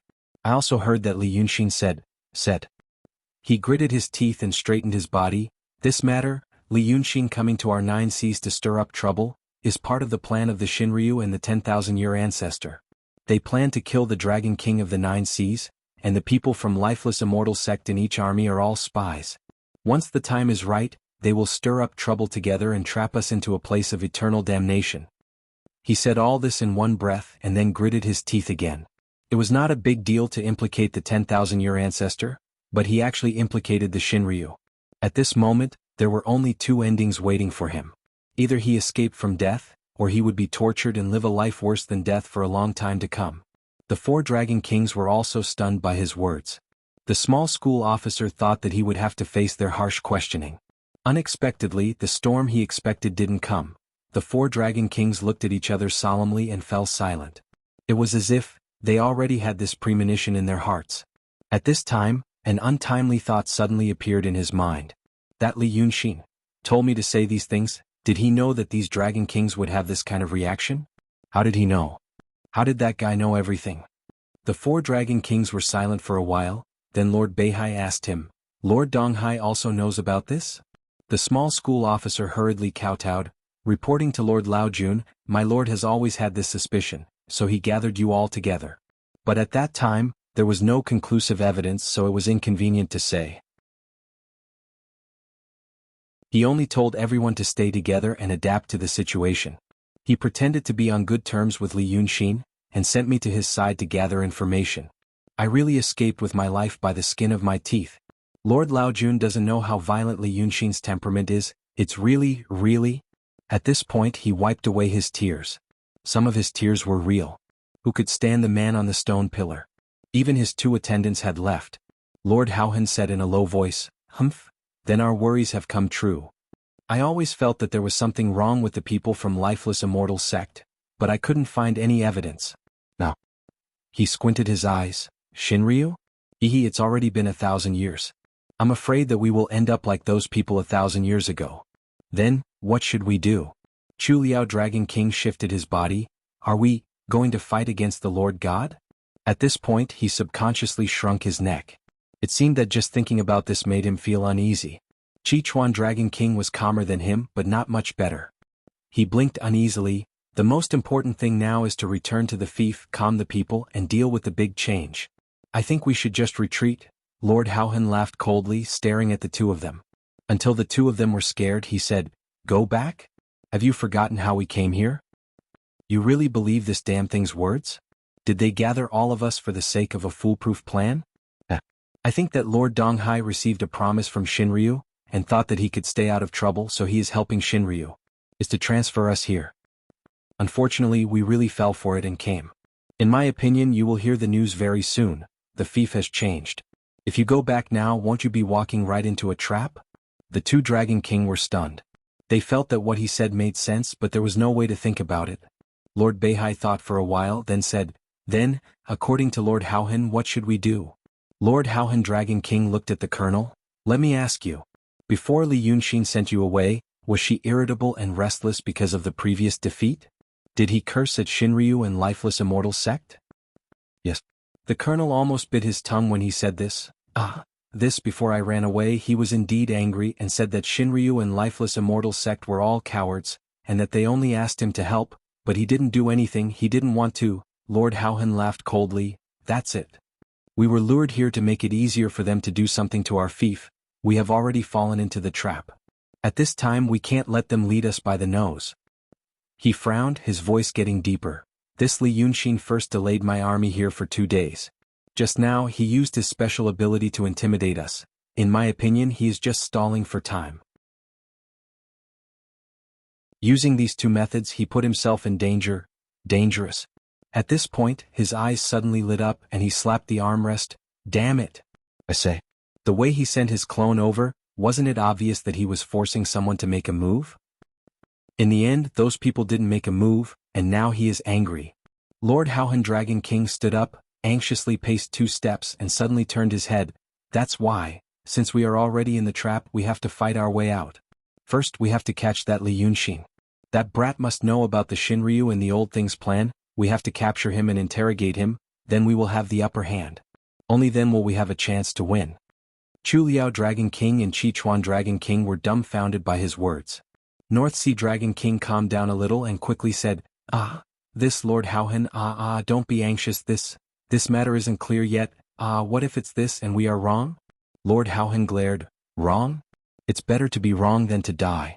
Are the 3 of you going to sit here and wait for death? North Sea Dragon King hurriedly waved his hand. No, I'm just saying, wait a little more. If what Lord Haohan said is true, this Li Yunxin delayed us here, then there will be movement at home for the next few days. At that time, wait for how long? A few days? Or a few months? North Sea Dragon King sighed. What? Wait for at least a... At this point, they suddenly heard a commotion coming from outside the Central Army. The 5 people in the seal looked in the direction of the sound, and saw a group of people suddenly emerging from the sea, appearing to the south of the Central Army. The people in the vast army quickly subdued them, but they discovered that the broken armor of the 16 people were all of different colors: red, blue, green, and yellow.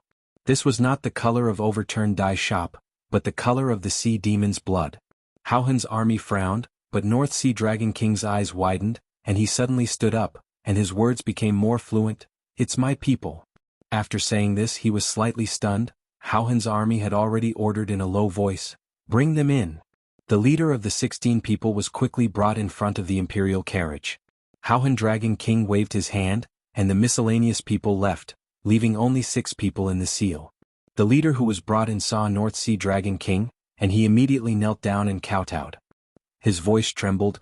"Old Lord, something happened in the palace." Lord Beihai strode forward and bent down to wipe his face, wiping away the blood and dirt. He recognized this leader as General Jinlang of his palace. He shouted, "What happened?" But Howhan snorted and leaned his body on the throne. General Jinlang gritted his teeth and said, "The lifeless immortal sect people rebelled. They said that Old Lord and the Dragon Kings were defeated by Lu Ku, and that there are spies in the palace working with Lu Ku. They occupied our square pot mountain and sealed Huang. We killed our way out." North Sea Dragon King's eyes widened, and he took 2 steps back, turning to look at Howhan in disbelief. You're tuning in to the Han Li's Wuxia Adventures YouTube channel. We're so grateful for your support, and don't forget to subscribe to join us on this incredible journey through captivating stories. Your generosity through donations truly makes a world of difference, as it's the primary source of revenue that allows me to expand and enhance this channel for you. Thank you from the bottom of my heart for being a part of this adventure.